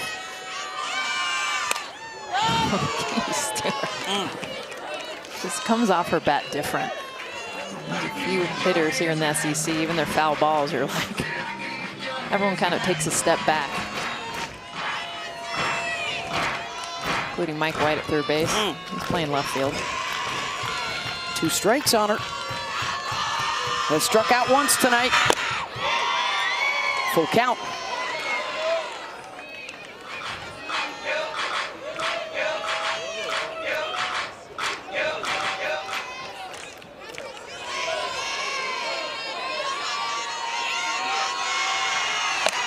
Stewart out to left. 1 down. Big out for Harrison. May not have to see Katie again tonight.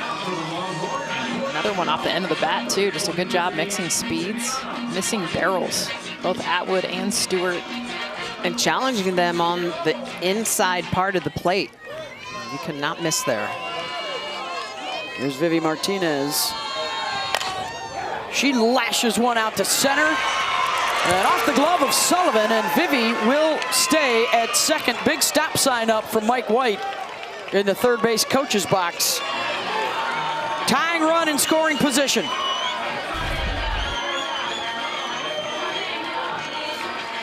Vivi Martinez going upstairs to get this one. You see her elevate in her legs. And this should have been fielded out in center field by Sullivan for a single. So it's going to go down as a single and then an E8 getting by. Remember, Delaney Sullivan just coming in this inning as a defensive replacement. Martinez will come out. Adaya Wallace is on as the tying run at second base.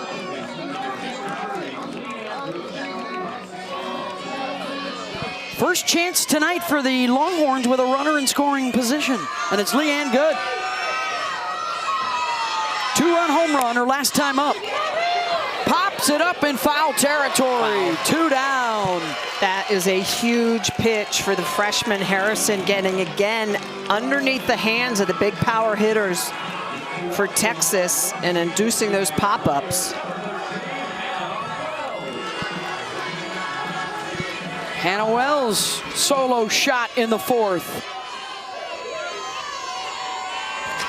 That was her third home run of the year against Georgia pitchers. Yanks one foul.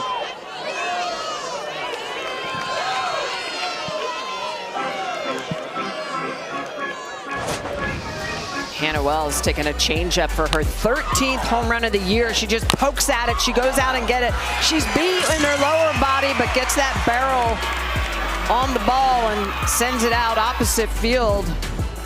That gave Texas a 3-run lead at the time. Chelsea Wilkinson out to talk to her freshman. There's been some hard hit softballs here from Texas. Mike White and their hitting coach Aaron Earlywine talking with Hannah.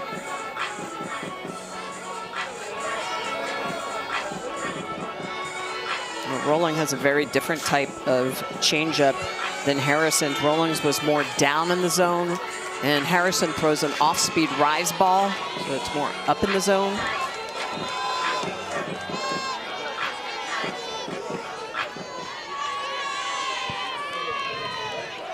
A 1 pitch. Got her to chase. Harrison, one of the best pitchers in the country at getting hitters to chase outside the zone.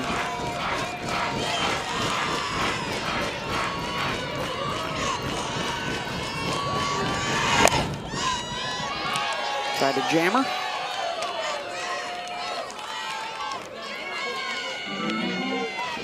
It's got to be in the back of Wells' mind, too, that that rise ball is coming again. It's going to be way out of the zone. Harrison does a good job of it. It looks so hittable until the very end. It bites, jumps up.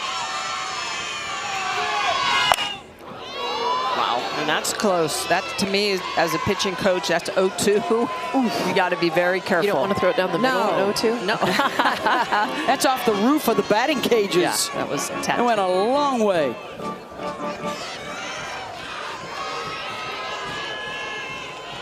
For a long strike. Still 0-2.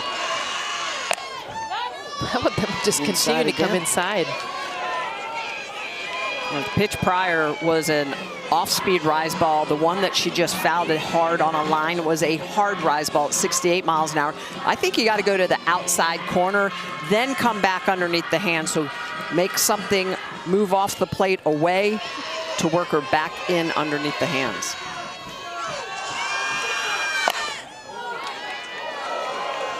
They keep coming in underneath the hands. Freshman versus freshman showdown at a critical moment in the SEC semifinals.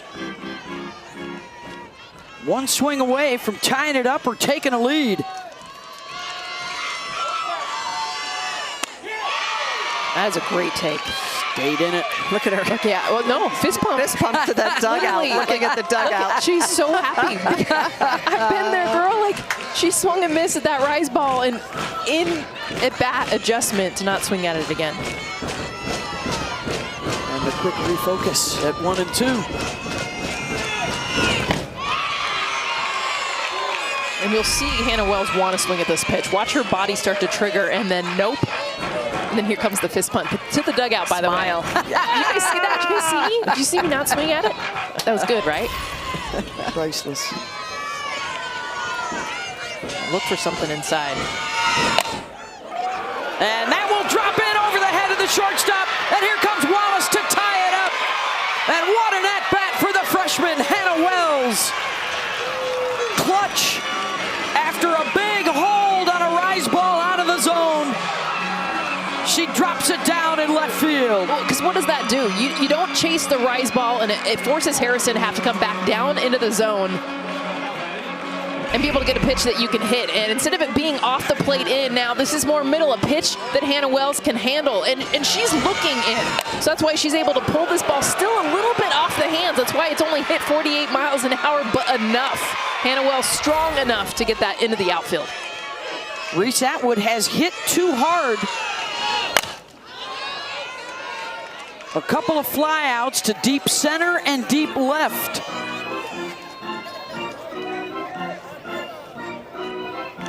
Wallace congratulated.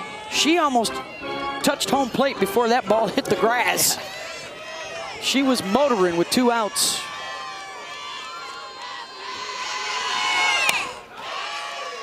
Atwood off the knuckles. That's the first 2-out hit for Texas in this game.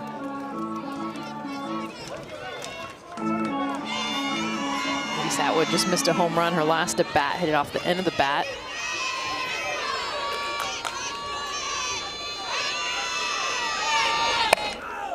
And if you're communicating right now, right-handed batters need to be saying, look, she's trying to get in our kitchen. Either back off the plate or cheat a little bit. Open up that front hip just a second before, earlier, to help clear those hips and get the barrel to that pitch, because all those foul balls are just strikes. Well, the biggest difference between Texas tonight and Oklahoma last night is that Oklahoma has a lot of left-handed hitters, and she was using that screwball, rise ball, arm side away from the lefties. She's got to come inside to the righties. That's her power part of the plate. Just missed, trying to nibble away, 1 and 2.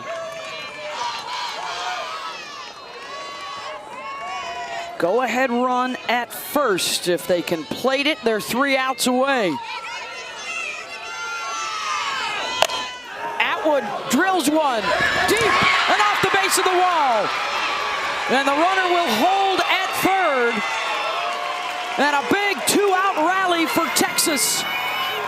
And now the go-ahead is 60 feet away.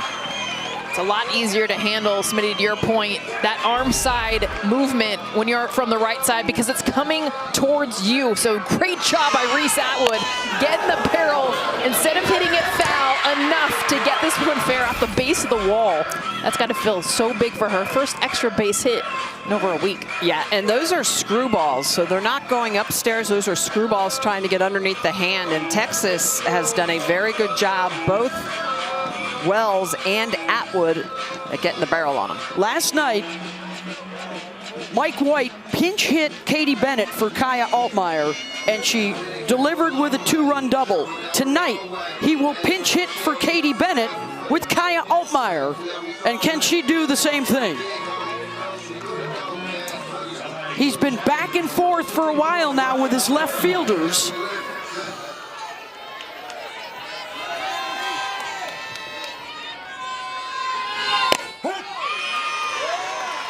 Strike 1 to Altmaier.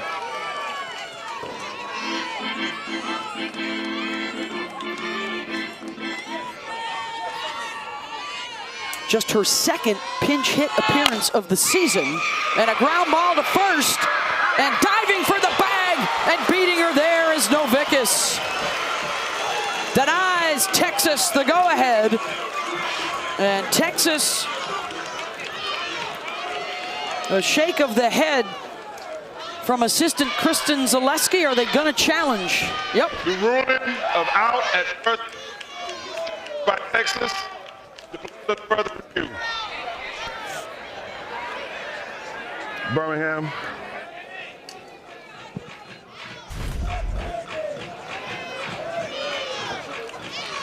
I mean, they're both diving at the same time. She gets her. Yeah. Looks like the glove gets there on that look.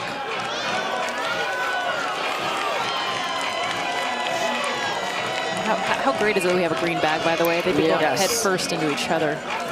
Yeah, I think the glove got there first for Georgia. This is the best look.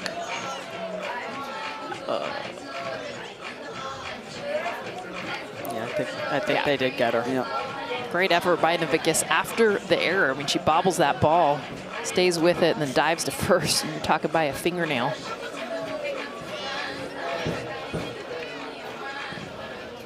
After review, the play on the field is confirmed. The runner is out. Texas moves their challenge and 1 challenge left.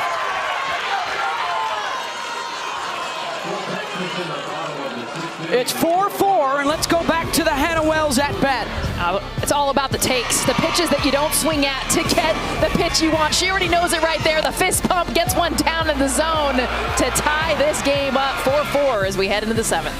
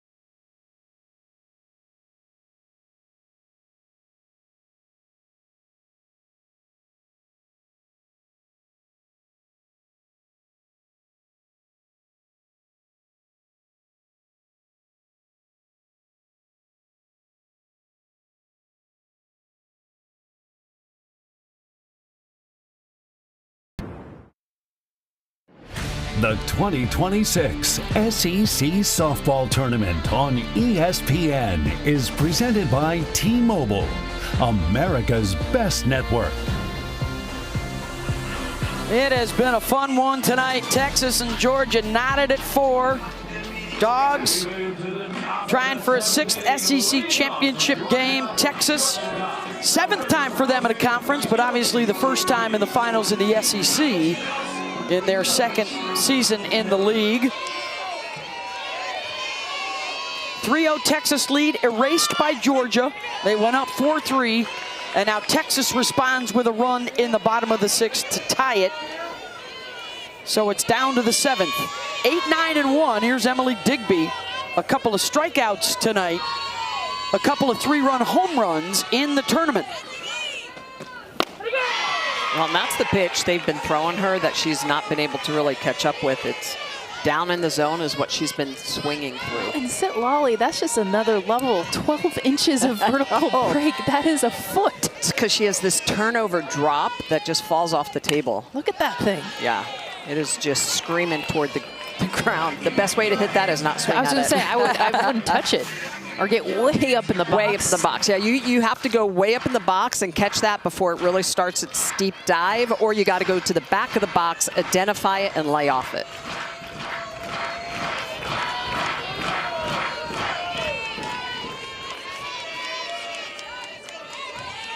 Oh, 0-2 pitch from Sitlali. Waste one away. 8-9-1 here for Georgia. 8-9-1 for Texas in the bottom of the 7th.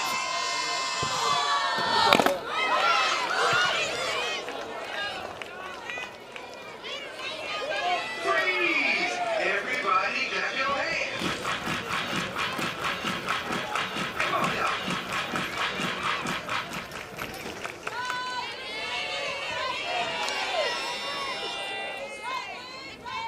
1-2 pitch. 2-2.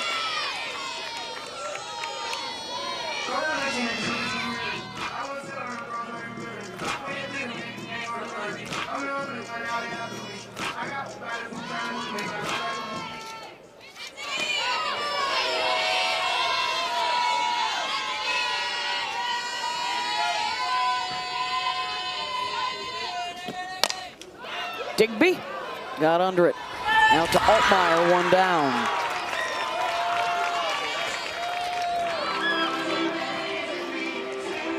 Number 9 hitter Natalie Ray is 2 for 2 with a double and an RBI single. Trying to get her first 3-hit game of the year.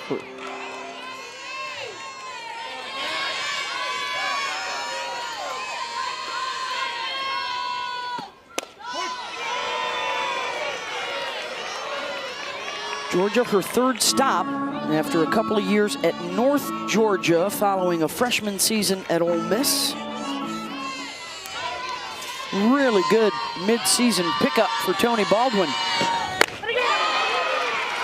Pull the string. Wow.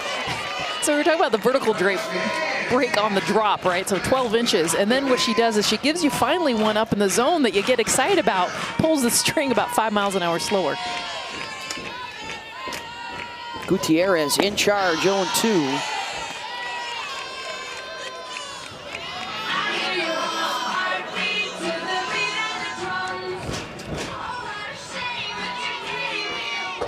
Key cog in their championship run a year ago to win their first NCAA title. Gets Ray to lift it out to left, 2 down.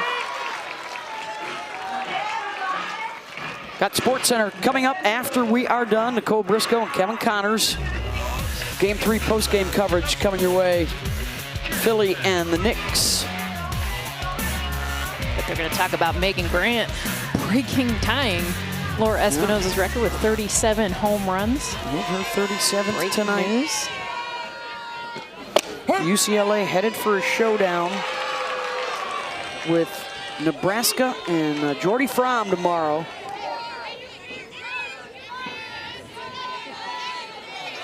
They're up 17-3 over Wisconsin in the 4th inning. Wow. 1, 2, 3. They must have high elevation there too. 3 more homers, so they're opening up the lead of home runs. It's got to be the cheese curds. Cheese curds. I think it's the cheese curds or the brats.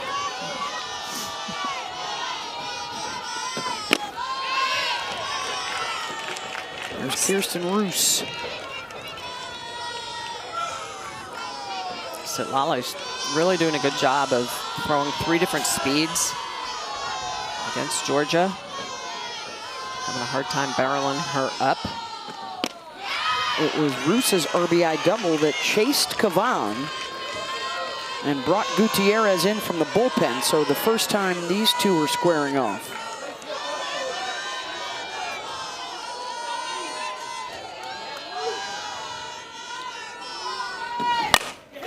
Roos drills one out to left. Altmaier will try and hold her to a long single and does, and the go-ahead is aboard. Dogs rallied with 2 outs in that big 5th inning. Can they do it again here in the 7th? Noteworthy that Tegan Cavan is back in the dugout for the bullpen for Texas and can re-enter as the starting pitcher tonight. I think it's so cool to be able to start a game, struggle, come out of the game, and then return with a chance for redemption. Jaden Goodwin with an RBI single off of Gutierrez. First batter she faced in the 5th inning. Both she and Gordon, who's up next, got hits off her.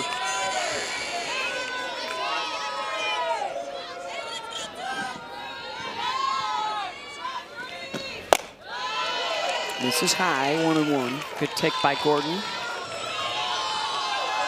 Sitlali's been very good when she's worked from ahead. She got behind Roos, gave up the hit. Everybody else she's been working ahead, been inducing those pop-ups, ground balls.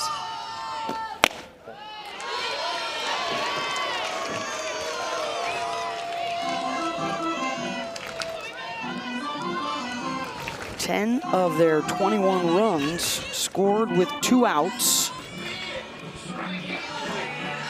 And it's been all up and down the lineup. Everybody's been involved. They beat LSU, upset the 8 seed 7-3, then upset top-seeded Oklahoma 10-5.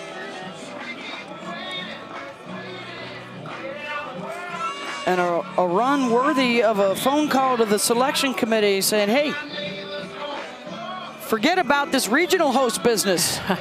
Put us in the Supers host conversation.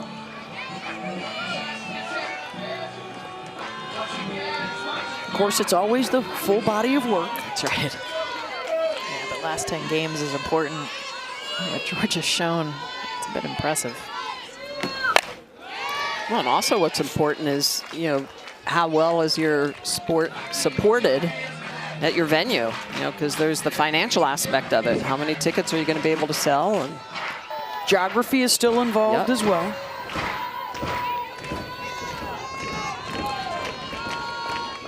Although not for the 1 through 16s. That one gets away from Atwood, and here are the Bulldogs with the go-ahead run in scoring position. It's definitely going to be a wild pitch, and way to the left for Reese Atwood. Not a whole lot she could do with this. This is thrown way outside even the other batter's box.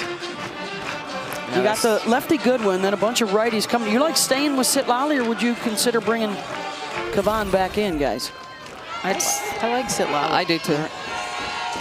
3-2 pitch. Induces the pop-up. Chance for Texas to walk it off and reach the SEC championship game.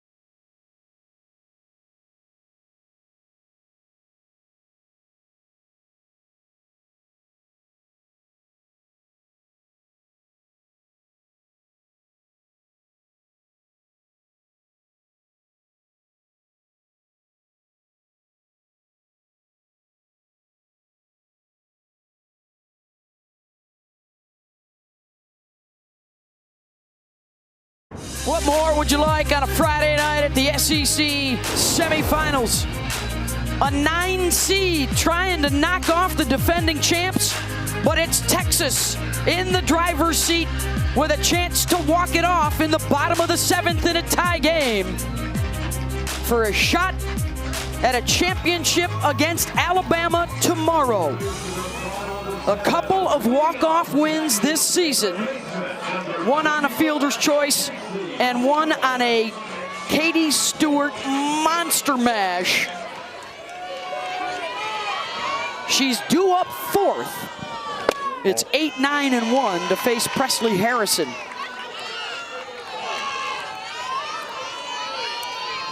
Nichols is 0 for 3.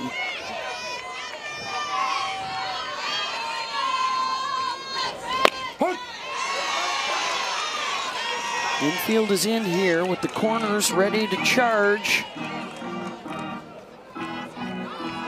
Remember, we've seen how hard the dirt is here. Slappers being able to use the ground to get a hit. That's going to be tough. Legs it out. And a base runner here for Texas with nobody out. This is just a great job of kind of lessening the impact off the bat. See it not hit hard, and because of that, just use your legs. Half a step gets her safe.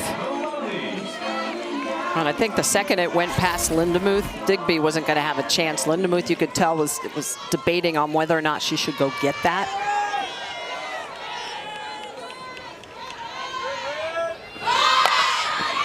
And a redemptive moment of sorts for Ashton Maloney, who got thrown out trying to stretch a double into a triple in the 5th inning.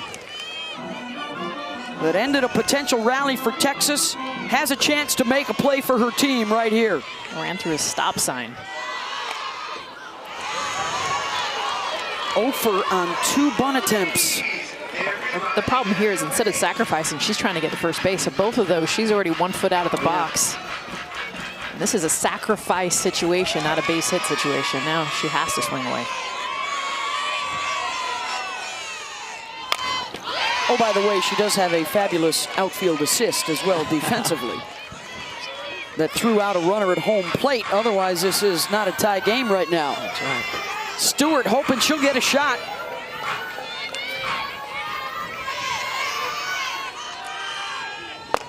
Swing and a miss. Out of the zone from Maloney, 1 down, and does not move the runner. Well, this is where Harrison was so good last night. Is the rise ball up in the zone. She gets that chase, a 42% chase rate against Oklahoma last night. That rise ball just gets up in the eyes. It's so easy to swing through, a non-productive out. Caden Henry.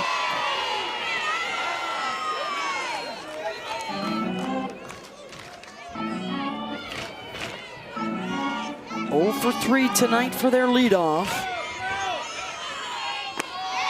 Job number 1, move that runner. Number 2, do not end into a double play. Number 3, pass that bat to Stewart.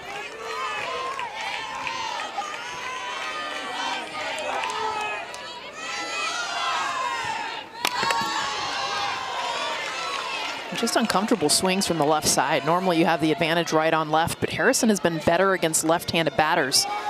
It's that scries, it's like a screwball rising away from these lefties. It's just a tough pitch to try to barrel.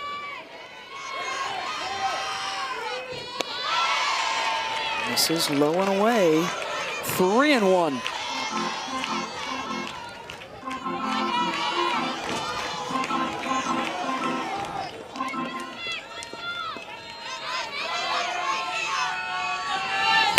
Henry, base hit.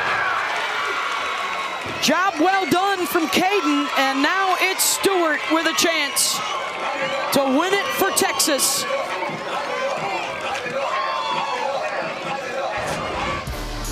One of the greatest walk-offs you'll ever see. A couple of weeks ago against Oklahoma, the bricklayer off the building 3 stories high. One of her 24 homers on the year. She's 0 for 3 tonight. Stewart. Big out for Presley Harrison. 2 down. Massive out. And for Katie Stewart, first pitch swinging. She was looking for something in. But swinging, again, that chase rate, something that's a little up and a little in. Can Vivi Martinez do it? She's reached 3 times. With the game winner at second. Martinez right back up the middle. Nichols heading for home, and she's there. And Texas walks it off to play for an SEC championship tomorrow night.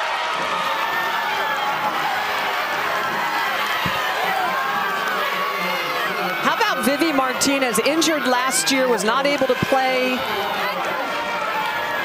in that national championship, and comes up first pitch swinging to walk it off to get her team to the SEC championship game.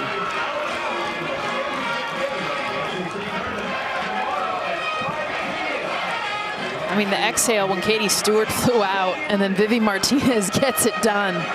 A player who was injured, battled back through last year to get back into a uniform this year. Massive walk-off hit. And Vivi's with Holly. Well, Vivi, you had to sit and watch your team win a national championship last year. What is it like for you to step in the box and be the one getting the walk-off tonight? Oh man, I'm just trying to be present, trying to get a good pitch to hit and score my team. What did they say when they mobbed you just now? Wait, sorry, what did your teammates say to you when they just mobbed you and loved you up right now? Oh, they were just cheering, bringing all the love and support they have always done all season. So just to embrace that, it's so awesome. You've got runners on. There's a lot of pressure to get this done in regular innings, and you step into the box. What did you see on that pitch? I was just thinking to stay on top of it. She's a good rise ball pitcher, so just trying to get my pitch early in the count and drive it. What does this mean to set up a possible championship run tomorrow facing Alabama? Oh, we're excited. Taking one game at a time, one pitch at a time, so we got it. All right. Well, thank you so much. Thank you. Vivi Martinez, the hero tonight, and the walk-off win for Texas in the bottom of the 7th. So the championship is set. The 2-seed Alabama and the 4-seed Texas. A part of our 5 championship games coming your way. 2 at noon, 2 at 2:30, and then our SEC championship on ESPN at 5 Eastern. Good run for the Dogs. They've given the selection committee a lot to think about. And it's Vivi Martinez, the shot right back up the middle. And we will see you back here tomorrow night for the SEC championship game with the Longhorns looking for their first SEC crown and Alabama chasing a record 7th as J.C. Nichols slides in to win it. For our entire crew, see you tomorrow night.